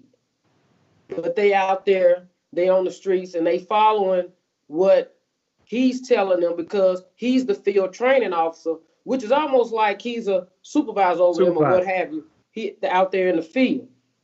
So, but with that, Jim, when does the human factor kick in about it's wrong? Mm. Mm-hmm. You can have all the training in the world, but when does the human factor come in that is wrong? So it has done, even with training, whatever, but it's wrong. So when do that kick in? And you have people talking about the de-escalation and all that kind of stuff. We train that. But the deal is with that situation, some human factor, what's right and what's wrong. When does the human factor kick in and say, hey, man, no, this not it. This not it. So I get what they saying, that he was a senior officer, and some people think this is my job. If I go against what he said or whatever, then there's a whole another deal or whatever. But now look at it. So the human factor got to kick in at some point and say, hey, this not right. Because people not gonna like it. Mm-hmm. But you know what? I'm not here for you to be liked. But the human factor has to kick in. And indeed, the human factor definitely has to kick in. So where do we go from here? I mean, you're seeing what's going on. You're feeling the movement. A lot of, and I mentioned earlier, a lot of white allies and / friends. One of my suggestions was for Black people to just start in your own circumference and try to engage in dialogue with some of your white friends, and vice versa for the white people. Try to have a conversation with your Black. Have you attempted to do so, or have you engaged in conversations in the recent week or two with any of your friends or allies from the opposite race? Well, not opposite, from another race. Right now, how everything's going on, COVID-19, we hadn't really seen much of. I've seen them in passing, but sitting down and holding a conversation with another white officer, I hadn't done that. I would be lying if I said I have since all this has gone on, because we've been spread out so because of the pandemic, and everything's been cut to quite like a minimum. So we not all getting that interaction and all that work as it was before. But I can say this though, with those that I have, and I'm gonna go out on a limb, those white deputies that I have worked closely with, been partners with in the jail or what have you, I'm firmly believe they wouldn't let that go down on their watch, anything like that. Because when I say I've talked to old heads and taking advice from, that them old heads are not just black officers, let me tell you. Okay. Those officers. So, you know what I'm saying? So white officers all in a box that they're all racist and that they're this and they're that, because they're not. Because I know a whole lot of them will take a bullet for me. You see what I'm saying? And that's just real talk. That's awesome. But, you know, we need to start off with a conversation again. And I would love to go and have a town hall or whatever and talk about it so people will know, because maybe they don't know. And had I like your point, I want to hit on it before I forget. Okay. Because I was talking with my partner. We was talking about it and about the difference in how the kids and the youngsters go to school today versus when we went to school. Mm-hmm. So people like, oh, you have a lot of young, you know, white kids and young men and women who's out there who's saying Black Lives Matter and they talking about it. Mm-hmm. Well, you know what? These kids go to school together. Mm-hmm. Like you say, your son they all go to school together. Mm-hmm. They hang out at each other's houses. Mm-hmm. And all that. Yeah. So, you know, they come up in a different time than where we came up in, where it's more mixed of black, white, and Hispanic, and they all together. Mm. So, I mean, it's a different time, and I like it. Me too. Jimmy, you got to take a break. We're up against the break. Last segment coming up after this break with Deputy Michelle Harris Hoskins. And this is some great convo indeed. And we will get to all of your questions that we haven't done so in the next segment. You guys hang right there on the Chop Shop. Treatment. It ain't death. It ain't murder. And what I love about this man and this man, what I love about this city is that they want people of color to be talked about as being thugs and we're bums and my people, as an immigrant, we're rapists. We know what? We built this country. We got news for them. We ain't going nowhere. The ship has sailed. So if you've got hate in your heart for people of color, get over it. Okay? Because this city is a minority majority city. And this city is a city where blacks and whites and browns and legal and illegal all get together because we judge each other by the content of our hearts. Okay? So I am angry. I'm angry. I'm angry because people don't understand, well, why are black people so mad? We had a little old lady stabbed by a crazy man in that officer-involved shooting that stabbed that little old lady. And I had a press conference and I was angry. You might have seen it. But what people don't understand, I was angry because I looked at that video and I saw my mama's face. And when a black man, I may not be black, but I'm God's child. I saw that man calling out for his mama, I thought about my mama. What I kept thinking is, he must be seeing her already in the street. Yes, he was transitioning. They're not letting her come. Yes. So I'm here to tell you, we will march as a department with everybody in this community. I will march until I can't stand no more. But I will not, like Truth said, I will not allow anyone to tear down this city. Amen. Because this is our city. We don't have to do that. Don't pay close attention. Yeah. Because these little white guys with their skateboards are the ones that started all the shit. And you better speak. Knowing full well that black people and brown people are angry and knowing that they will start. If they start it, we will follow. Don't follow that bullshit. That's the devil's work. All the terror communities down because they know communities of color need the police more than anybody. And my one truth is, when I go to rich neighborhoods, what's up, Chief? Ooh, Chief, welcome back to the best 120 minutes of your day. Phew, that was 2 minutes of fire right there. I'm Robert Hatter, Jim Hicks, and we got Deputy Michelle Harris Hoskins in the building. And let me tell you something. Let's go questions. Let me tell you, I'm going to push this timer. We got 14 minutes. Let's go. Let's start right now. Jimmy, no playing around. Let's go. Well, it takes a village. What is the role that in your opinion, for parents, leaders, students, pastors, etc., in now in our communities? Right now in our communities with the pastors and all that, you know, we teach our children. I don't know if you've seen my post, but we as parents, Black parents, we teach our children how to act when encounter with the police to a degree that no other race does. But with our leaders and our people in the community, my deal is, when you know it's wrong, speak up about it.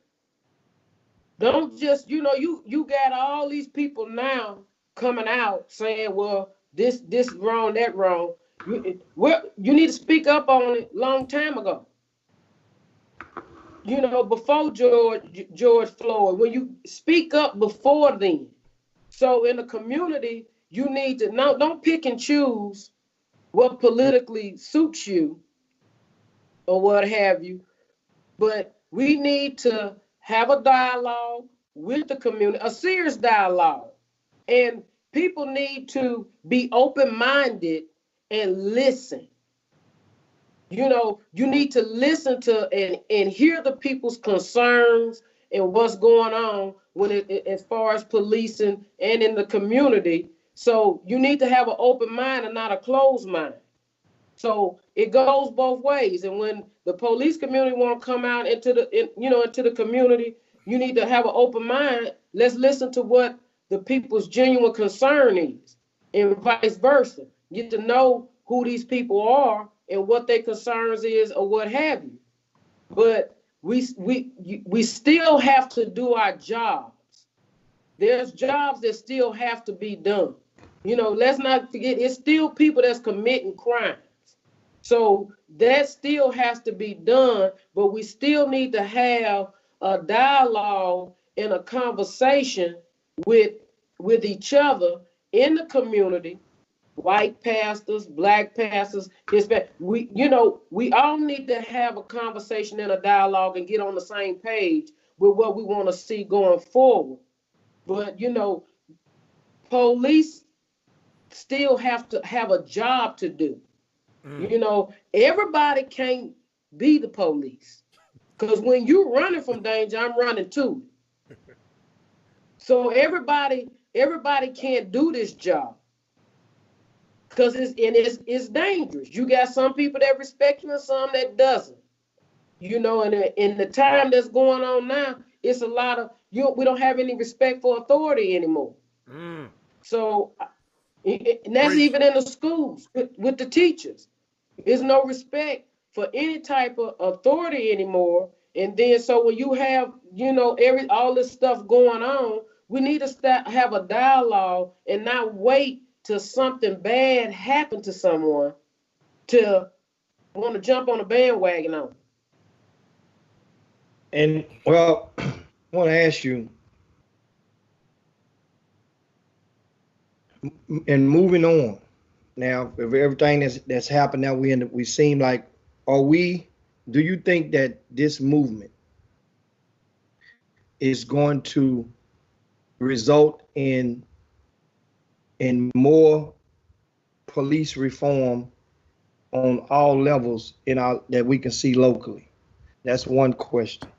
And next, somebody else asked, they were talking about one situation where a young man died on a video that was released from a officer cam, and he died after being tased. And you guys as officers, y'all have tase training, right? And do y'all tase yourself when going through? It's an option. Which option did you take? I'll hold you up while you get tased.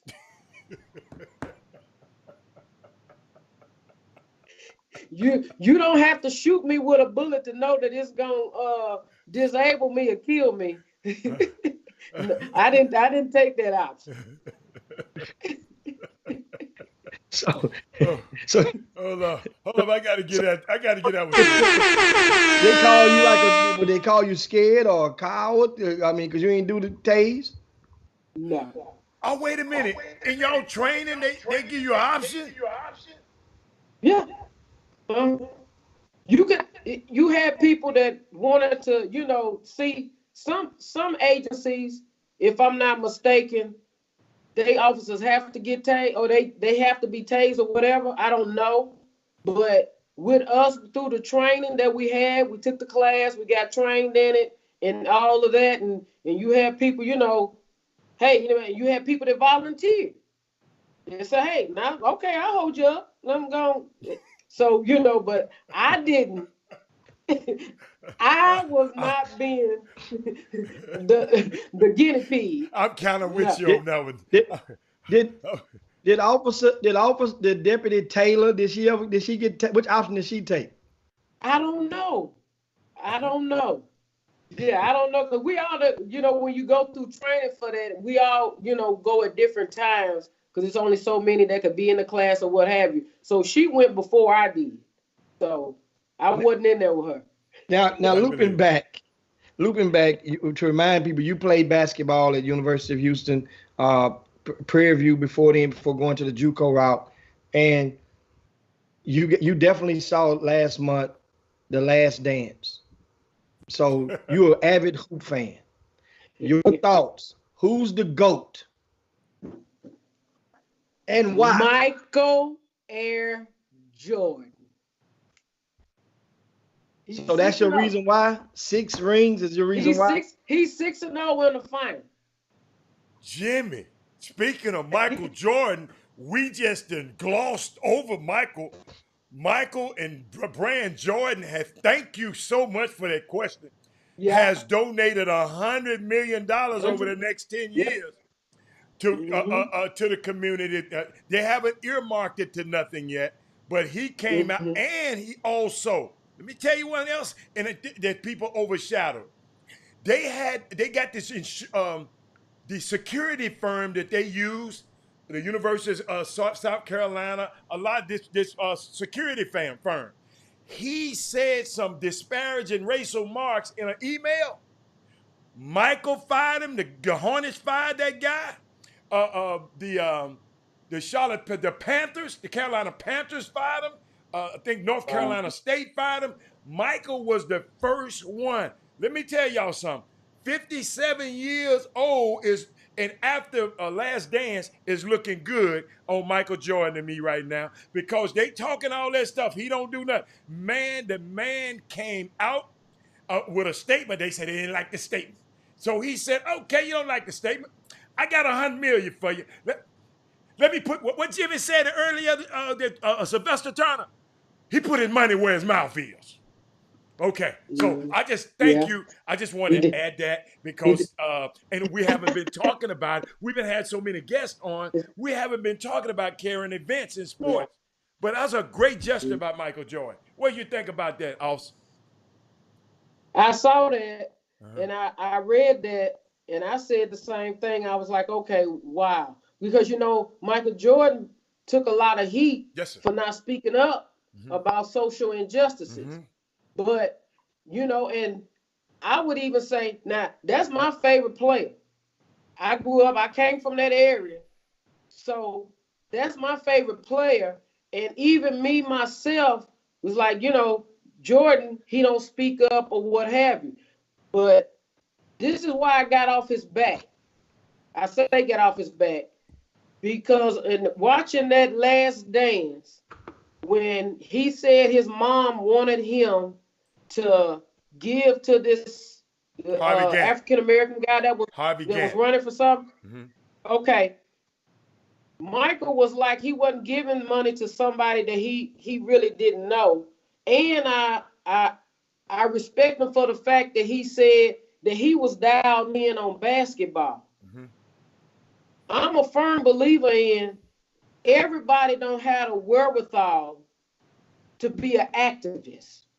They can't take it. They can't tolerate it. It's like Colin Kaepernick taking a knee.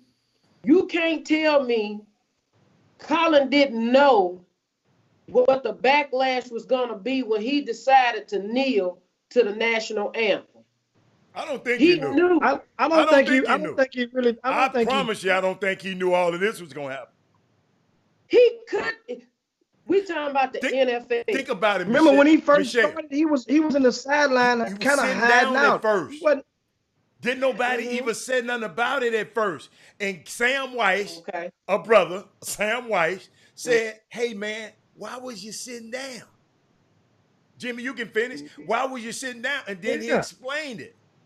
I don't think he knew it was gonna get like this. I couldn't imagine. Remember, Colin Kaepernick was influenced to do so by the retired military. Later, Jimmy, later. Not at first, after that. No, after, I'm talking about he was influenced to do the knee. He had been actually sitting down. Yeah. So he was influenced. The sitting down didn't never get, remember, people saw him.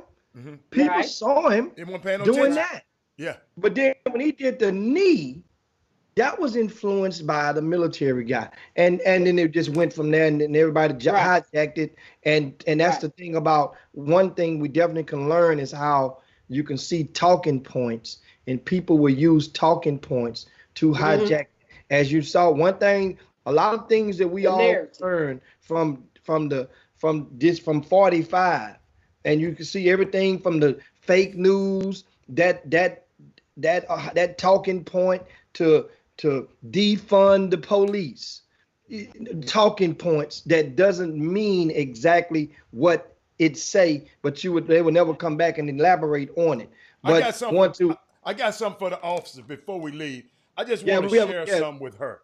I just want to share some with her because we just said. I'm glad you said that. You felt that was good. You know why? Because I was thinking about something last night. Right? You can pick your decisions, Officer Hopkins. Right? But you can't pick your consequences. Okay? Consequences, in case people didn't know, consequences are effects or results in the outcome of something occurred, and now this is the aftermath, right? And it's the response to the situation. But let me tell y'all something, y'all. I learned about people. People will create storms, Deputy, and then get upset when it rains. I like that. You'll get that later. You can write that one down later, okay? Okay. Hold on. I got something else for you. So I was thinking about your boy Derek Chauvin up there, the guy who put his knee on my man's neck, right? Him and his white supremacist ways and his racism in America, I understand. But he never thought in a million years that the consequence of what he did would have 100,000 people marching in Belgium, 60,000 people marching in Paris, 50,000 people marching in Denmark. I don't know if you ever been to any of these places. I have. Ain't many of us over there. Okay? Never in a million years that he could imagine that his decision that would be, think about the decision he made, put his knee on that boy's neck. That the White House, that street that the White House is on, that back street, 16th Street, has been renamed Black Lives Matter Plaza.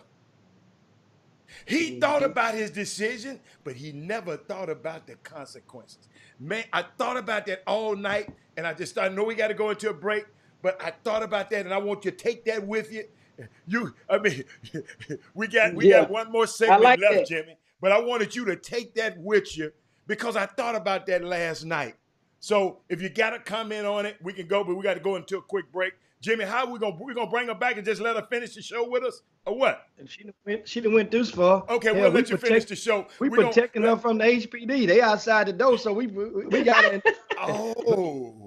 Hey, we got her in what they call WITSEG. Okay. Hold on. I got something for y'all. Hold on. Here you go. I will never say that progress is being made. If you stick a knife in my back 9 inches and pull it out 6 inches, there's no progress. If you pull it all the way out, that's not progress. The progress is healing the wound that's the blow made. And they haven't even begun to pull a knife out, much less try and heal the wound. They won't even admit the knife is there. I have to say this, and I'll sit down. Back during slavery, when black people like me talked to the slaves, they didn't kill him. They'd send some old house Negro along behind him to undo what he said. You have to read the history of slavery to understand this. There were two kinds of Negroes. There was that old house Negro and the field Negro. And the house Negro always looked out for his master. When the field Negroes got too much out of line, he held them back in check. He put them back on the plantation. The house Negro could afford to do that because he lived better than the field Negro. He ate better, he dressed better, and he lived in a better house. He lived right up next to his master in the attic or the basement. He ate the same food his master ate and wore his same clothes. And he could talk just like his master. Good diction. And he loved his master more than his master loved himself. That's why he didn't want his master hurt. If the master got sick, he'd say, "What's the matter, boss? We sick?" He was as sick as the master. When the master's house caught a fire, he'd try and put the fire out. He didn't want his master's house burned. He never wanted his master's property threatened. And he was more defensive of it than the master was. That was the house Negro. But then you had some field Negroes who lived in huts, had nothing to lose. They wore the worst kind of clothes. They ate the worst food. And they caught hell. They felt the sting of the lash. They hated their master. Oh, yes, they did. If the master got sick, they prayed that the master died. If the master's house caught a fire, they prayed for a strong wind to come along. This was the difference between the two. And today you still have house Negroes and field Negroes. Jimmy, welcome back to the best 120 minutes of your day.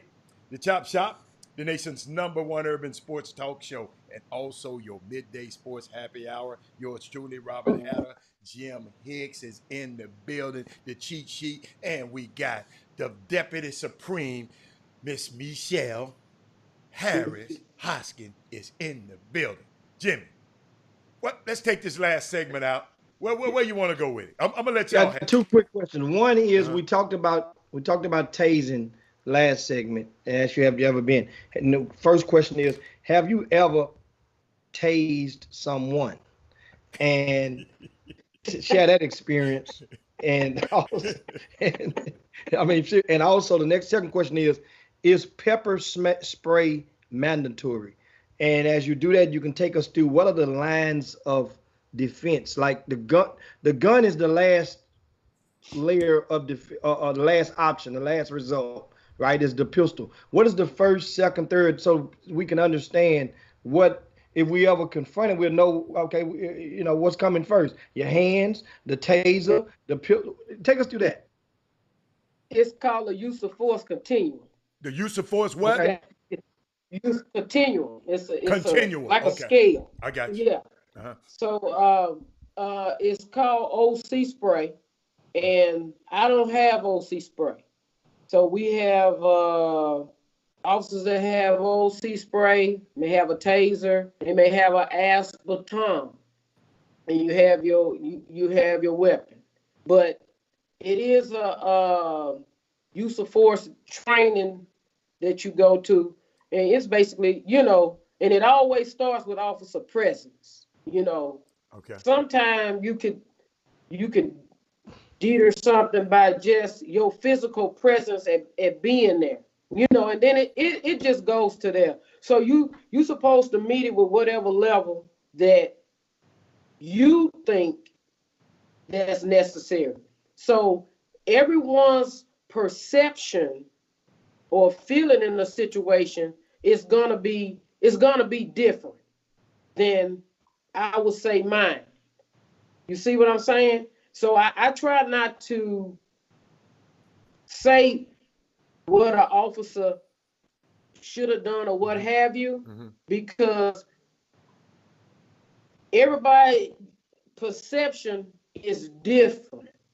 Okay. Everybody's perception is not. I can't say, oh, he shouldn't have been scared or he wasn't scared or anything like that. That wasn't me. So I can't, I can't say that. But it always starts with the officer presence, and then you go from there.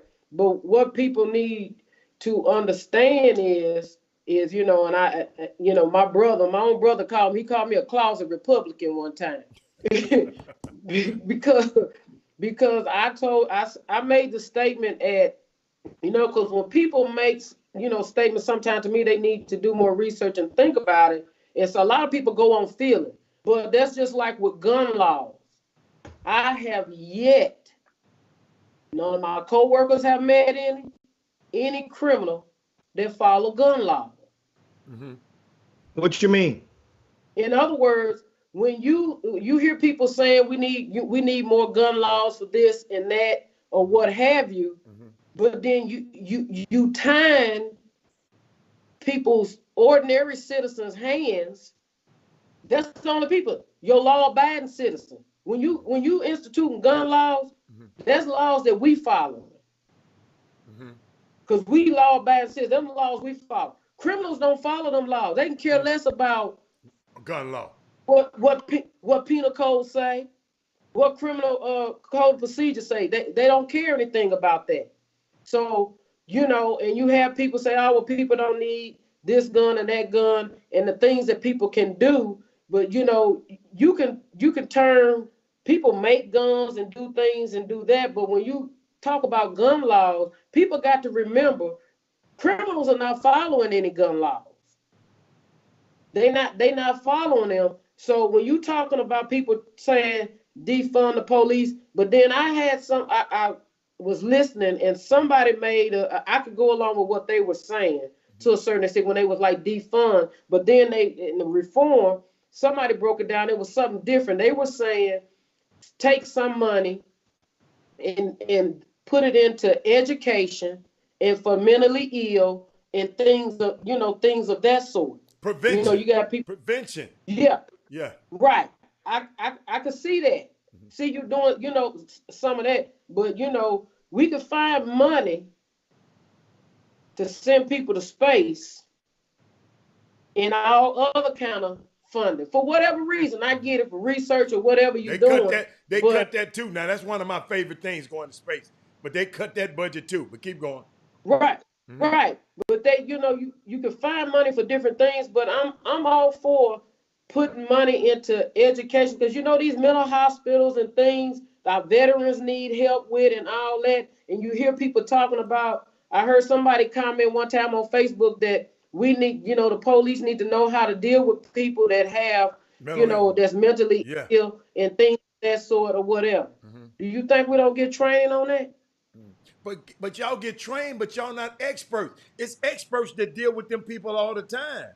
And so you don't, I mean, it's crazy. The defunding thing, officer, I think from my vantage point and what people are saying, why are we paying these people this money to kill us? So they're being emotional right now. No, they're being emotional. Right. They ain't thinking right now. I mean, it's just emotional. Let's understand. I want the police. I'm gonna call them if somebody come over here that ain't supposed to be on here, because either I'm gonna take care of it and y'all gonna have to come get me, or I'd rather y'all just come take care of it. You follow me? Right. So, but what they're trying to do is, to me, is let's not fund those guys who do this. Let's not fund those guys and have them take them off and put them somewhere else and they still getting paid. Or allow them to go somewhere else, like you said earlier, and try to get a job somewhere else. I think that's where the essence of this, the real thing. But if you listen to the news, and if you listen to Fox, they gonna talk about, no, they're trying to defund the police. You gotta. Let me tell you something. Sean Hannity, they so cold. This is why I don't.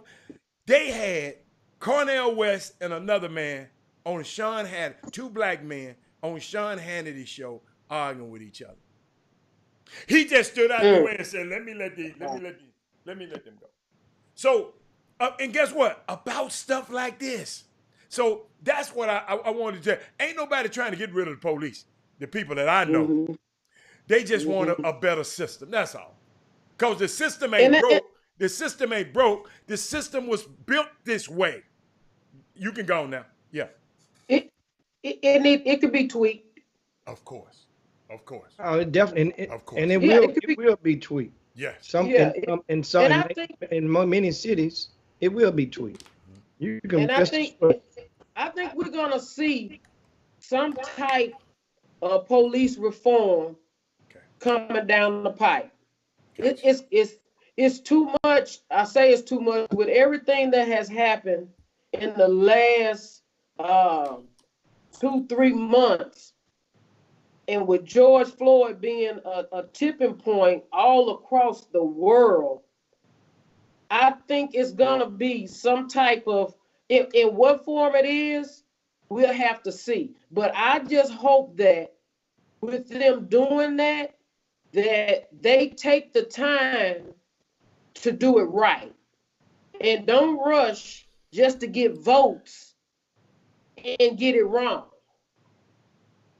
That's the only thing. And, there you go. I understand it. You want to tweak it because you feel that it's a little broken. Something need to be done. I get it. But have the conversation and let's tweak it if you want to tweak it, but don't do knee jerk and don't do it right. There you go, Jimmy. One of the questions somebody asked, have you ever considered policing without firearms? Where they do that at? And I'm tossing the question to you. That's your answer. The next question is, are you familiar with the Ride Along program? And one of the viewers said she had the opportunity to ride with an officer for a day several years ago, and I would suggest it. You get to see the midst of what goes on with a patrol officer, and you get to go all of the calls except the high dangerous ones. Have you ever? Right. How can somebody do that or engage in that program? They have the program. You have to get with like the community services of our department, and they do have it to where people can ride along. I don't know if you all remembered it, but Quanell X did that before. Yeah. And he did that before, and I like that. I like that question, Jim. That's a great question, and I tell people, and they have it to where you will go through the firearm simulation to where you got to figure out who the bad guy is, that you can't shoot the bad guy. It's a simulation that you have to do, and you got to make that decision like that. And they have people do that, and you get to see what police officers are faced with, and when you ride along, because they can't take you on the dangerous calls, because it's a reason why. But you get to see the ins and outs, and if they can, in a local area police agency, go do a ride along, and then go to that agency's academy and see if you can use that simulation to where somebody robbing or coming somewhere, and you got to figure out if it's the good person or the bad person.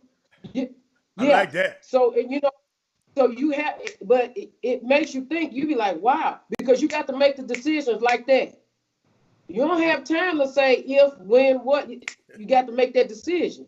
So you get to see what officers are facing in everyday, because, I tell people, I say, when we come up on a traffic stop, you see everything that I brought to the party. You see everything I brought to the party. Because everything I have is out in the open. You see that when I walk up to you or when I encounter you. I don't know what you have. So that's what we facing when we don't know. You see what I have, but when I come up on you on a traffic stop or whatever, I have no idea what you have under your seat or what on your person. you know, it's dangerous from jump. Well, understand now, in an average traffic stop, before you get, well, once you got the car and get that initial driver's license and registration, right? Mm-hmm. Or even before you get out your car, you have the capacity to know something about the car or the owner of the car before you even get out the car.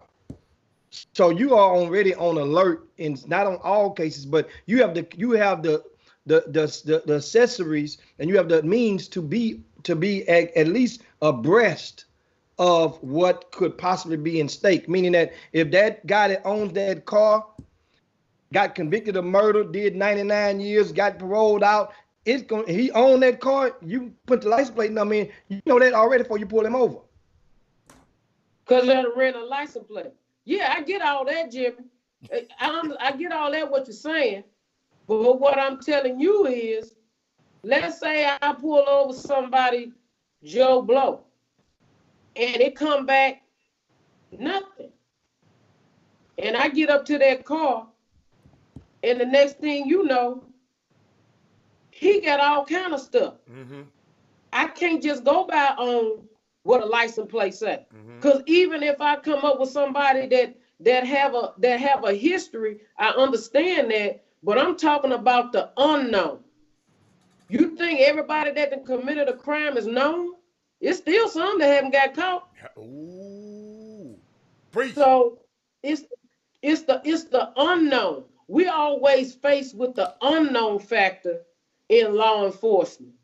Because like I said, you see everything that I'm bringing to the party, so to speak.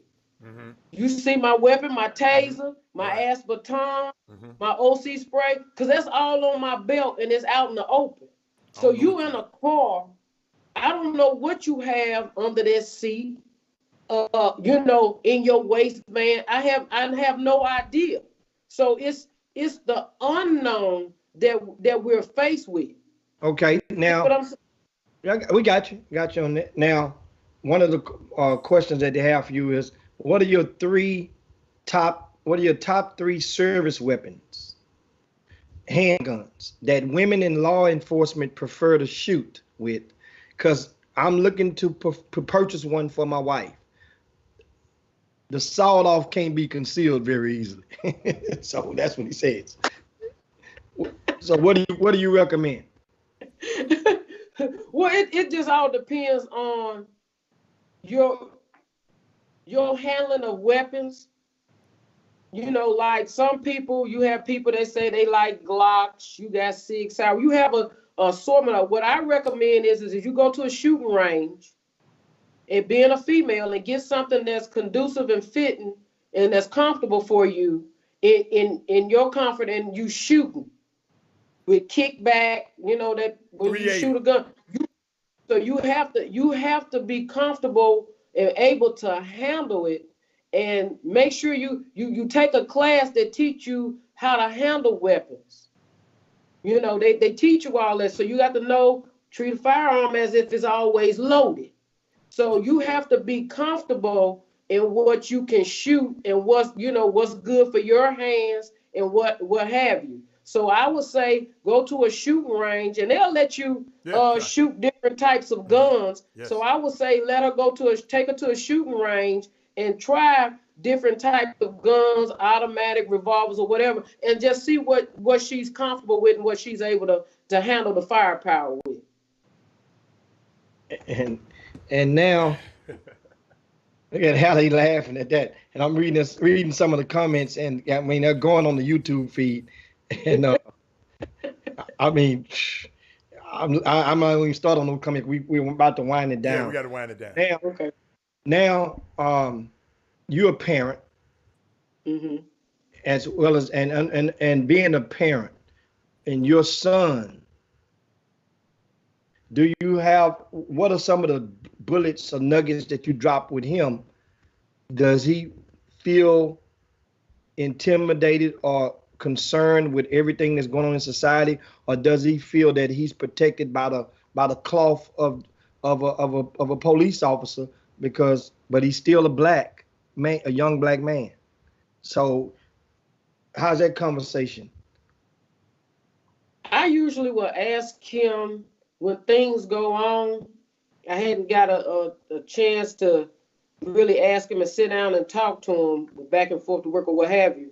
But usually I'll sit down with him and I ask him, hey, what do you think? You know, what you thinking? Because I took him to see The Hate U Give when that movie came out, which is an excellent movie. Because Common is a cop. He's a police officer in that movie. But I will have a conversation with him. And I've had conversations with my son as in, you know, when you pulled over, because he's driving, when you pulled over by a police officer and he's still in high school, this is what you do, you know, follow everything they tell you what to do and be respectful.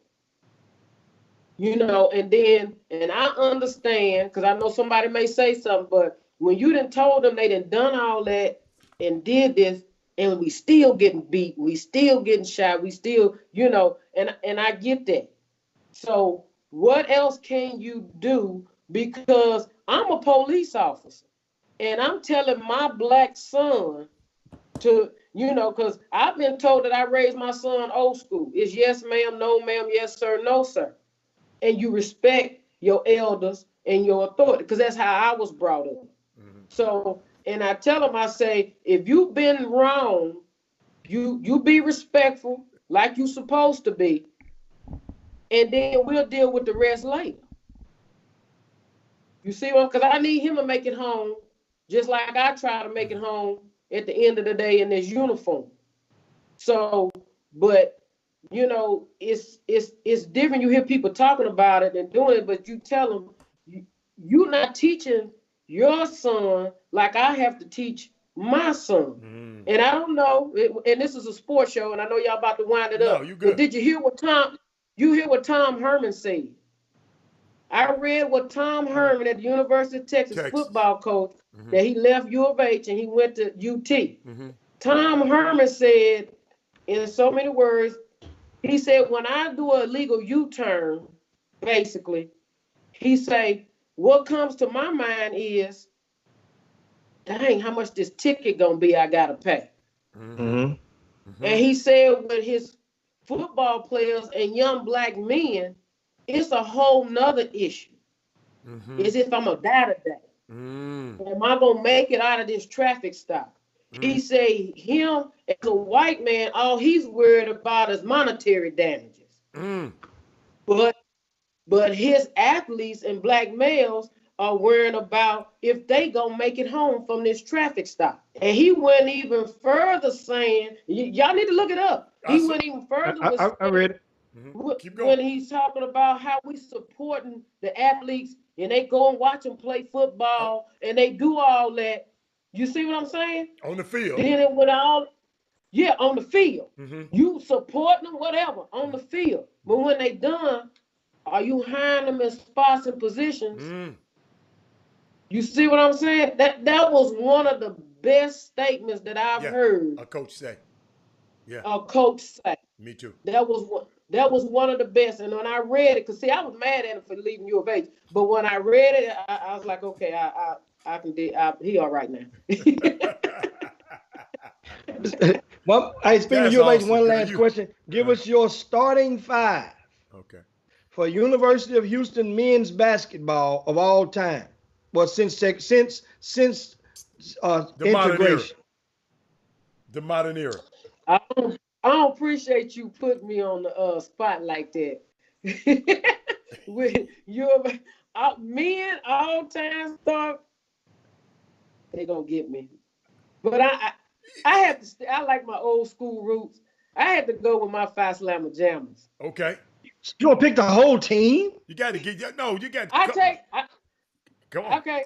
Look, now I ain't gonna do that. I ain't gonna do Big E like that. Don't try to do me like That's what I'm gonna say. Big E. Don't do me with Big E like that. No, okay. But I take Big E. Okay. I take Elijah Wan. Okay. I take Drexler. Okay. Let me see. Ooh, man. I'm trying to. That fifth one is hard. Really? You ain't named but three. wait a minute, because you put me on the spot. I'm trying to go. I'm Rob going back now. Williams? Rob Williams?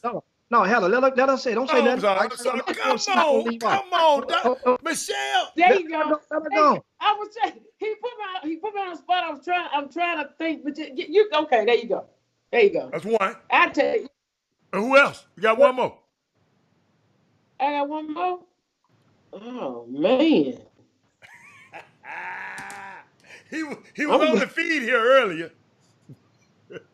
Oh man, whoa. He might be still on.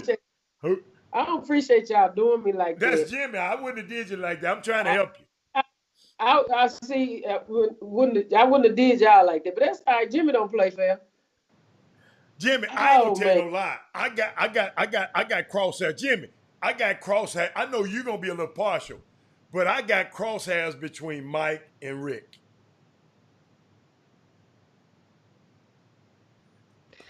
That last one, Mike and Rick. Guess what? Guess what? Which one got drafted higher? Because neither one of them didn't have. Both of them may have a cup of coffee in the league. Mike went to the Boston Celtics. I don't know who got drafted higher. I don't know. I ain't gonna tell you no lie. Who got drafted higher? Did Rick get drafted higher? I want to say Rick did. Okay, one of you guys can look it up. I don't. But who got drafted higher? That would tell, because that would mean based off their college career going into that league. But don't forget now. Understand. I think he did get drafted higher. I think. Don't hold me to that now. I ain't that old.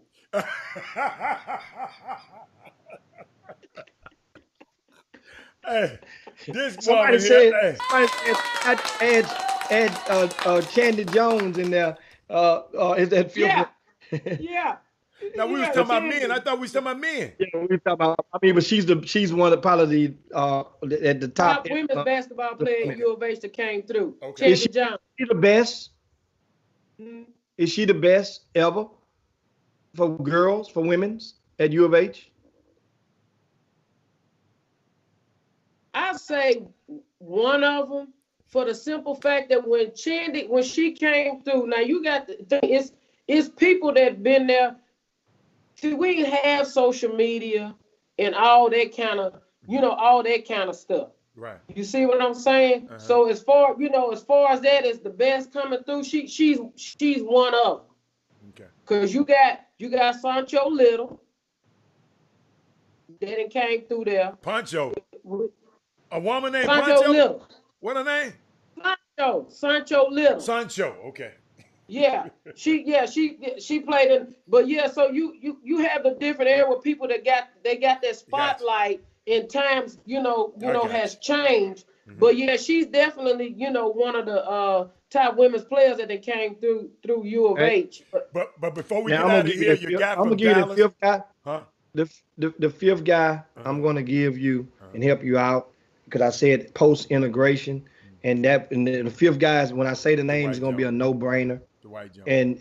And that would be Wheatley's High School's Dwight Jones, who was a first round pick. Yeah. They ain't had a lottery back then, but a lottery pick. Yeah. Played Olympic gold medalist, and he would be that fifth guy. Yeah. So without question. Okay. So that means nobody made our collective starting five from University of Houston. Think about this. That played within the past 30 years. 35. Think about that. No. So that means think about it. Nobody has cracked this in the past 35 years. You can count the colleges on one hand that you can make the equivalent, I guess, assertion of towards that their program has not had a player in the past 35 years that would be considered one of their best five ever. So, but at the same time, that's not a discount to the University of Houston, because they're doing great things over there, and as we acknowledge every week on the Chop Shop. But Hatter was mentioning to you, Stacy from Dallas. Yeah. He says your friend from D-Town is on the feed, and I don't have it in front of me. He just said your friend from Dallas. got Your the guy, beard. that's a great to see You know him. Yeah. He was with R.J. Hampton, a team. You just, you know him when you see him. Yeah, you know him. My friend from that okay. He probably be bothering you. So yeah. Yeah, you right. That's how he do. Yeah, But Jimmy, let's yabba dabba do this that's thing. it now. Yeah, it's time. We went, and man, you had no idea. Once again, we're talking about the choices and consequences. You had no idea when you made the choice to come on the Chop Shop that you would take the reins and run this far with it. Yeah. We gave you one hell of a late lunch break to come on the Chop Shop. So, and we will. One thing I can tell your coworkers that are watching right now, we have the doors open. I'm talking in the tone of one of those Southern pastors right now. The door is open for any white police officer who is willing to engage and can handle the conversation. We're willing to. We can't wait. A lot of the viewers, they've been asking by popular demand as well. Once again, this is not we're not here to gonna bash you, but we really would like to engage in a conversation with a white officer, level-minded officer, about various things and about that makes to be able to get a better understanding of them, especially the ones who are wearing the uniforms and looking like some of the other ones. As far as to some people, all they see is black and white, and these guys. And I say these guys mean many guys around the country are killing our black men unarmed. And so some people, there's no way that a lot of the viewers and a lot of us get a chance to dialogue with white officers. Right. It's always one-sided. We're listening to you talk through the TV screen, but aren't able, as we did today. So we thank you for being able to embrace the opportunity to come and address a lot of the questions that the viewers presented to you. This is very, very important because what it does, it starts the process for people to understand you guys. Right. But we think, understand, we think we know you, but to understand you at work, you behind you in your uniform.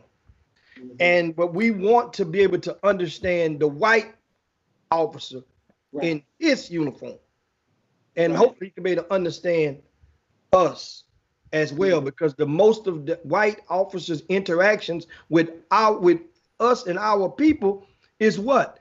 Why you're in uniform when you're getting ready to arrest us. After you've already accused us or suspected us for doing something wrong. So look at the ratio of the black people that the white officer meet that may be doing something right. That's important, but we thank you again, though, Officer Hoskins. We appreciate it, man. Happy Women Rock Wednesday. For those out there, shout out to all of the officers. Thanks for Donna Roper for answering a bunch of the questions in the Boom Boom Room, which it helped us to not even bring them to you. She was the moderator. Yeah, Donna, appreciate that. Yeah, yes. Donna was awesome. So thanks a bunch for that. And but now.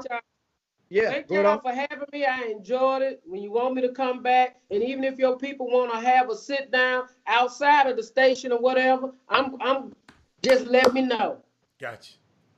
We will do, man. But guess what, guys? In that time, with that being said, it is time to slide on down Dino's back and yabba dabba do this thing. And for today, of course, tomorrow we have special guests for you guys. We got the Fam Elite. Grassroots program, Say Pay, and possibly his brother Lawrence Pay. They've done a super job with that program during the grassroots based out of Houston. They're going to join us. Also, we're expected to be joined by Sam Cassell, the Los Angeles Clippers assistant coach, on tomorrow. So this is going to be a heck of a day. Make sure you spread the word about the Chop Shop. If you're a first-time viewer, make sure you go and like our Facebook page, like our YouTube page, subscribe to it. That way, you'll be able to get alerts when we come on the air. And that's normally Monday through Thursday, 12 to 2. We are in overtime right now. So guess what? Because Officer Hoskins needed some extra protection because she went in on the HPD. You guys just turned in. Don't tell us. I know she did. She might have a boot. She might have a boot on her car when she get out there in the car. I ain't joking, guys. Guess what? Guess what? We You out guys here. on peace. All right. Jim Hicks, Rob Hatter. You are now tuned in to the Chop Shop. I'm Retro. Let's get it. We in the Chop Shop. We live in the Chop Shop.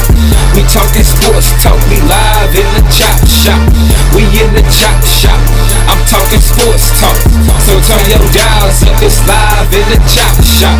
We in the Chop Shop. We live in the Chop Shop. We talking sports talk.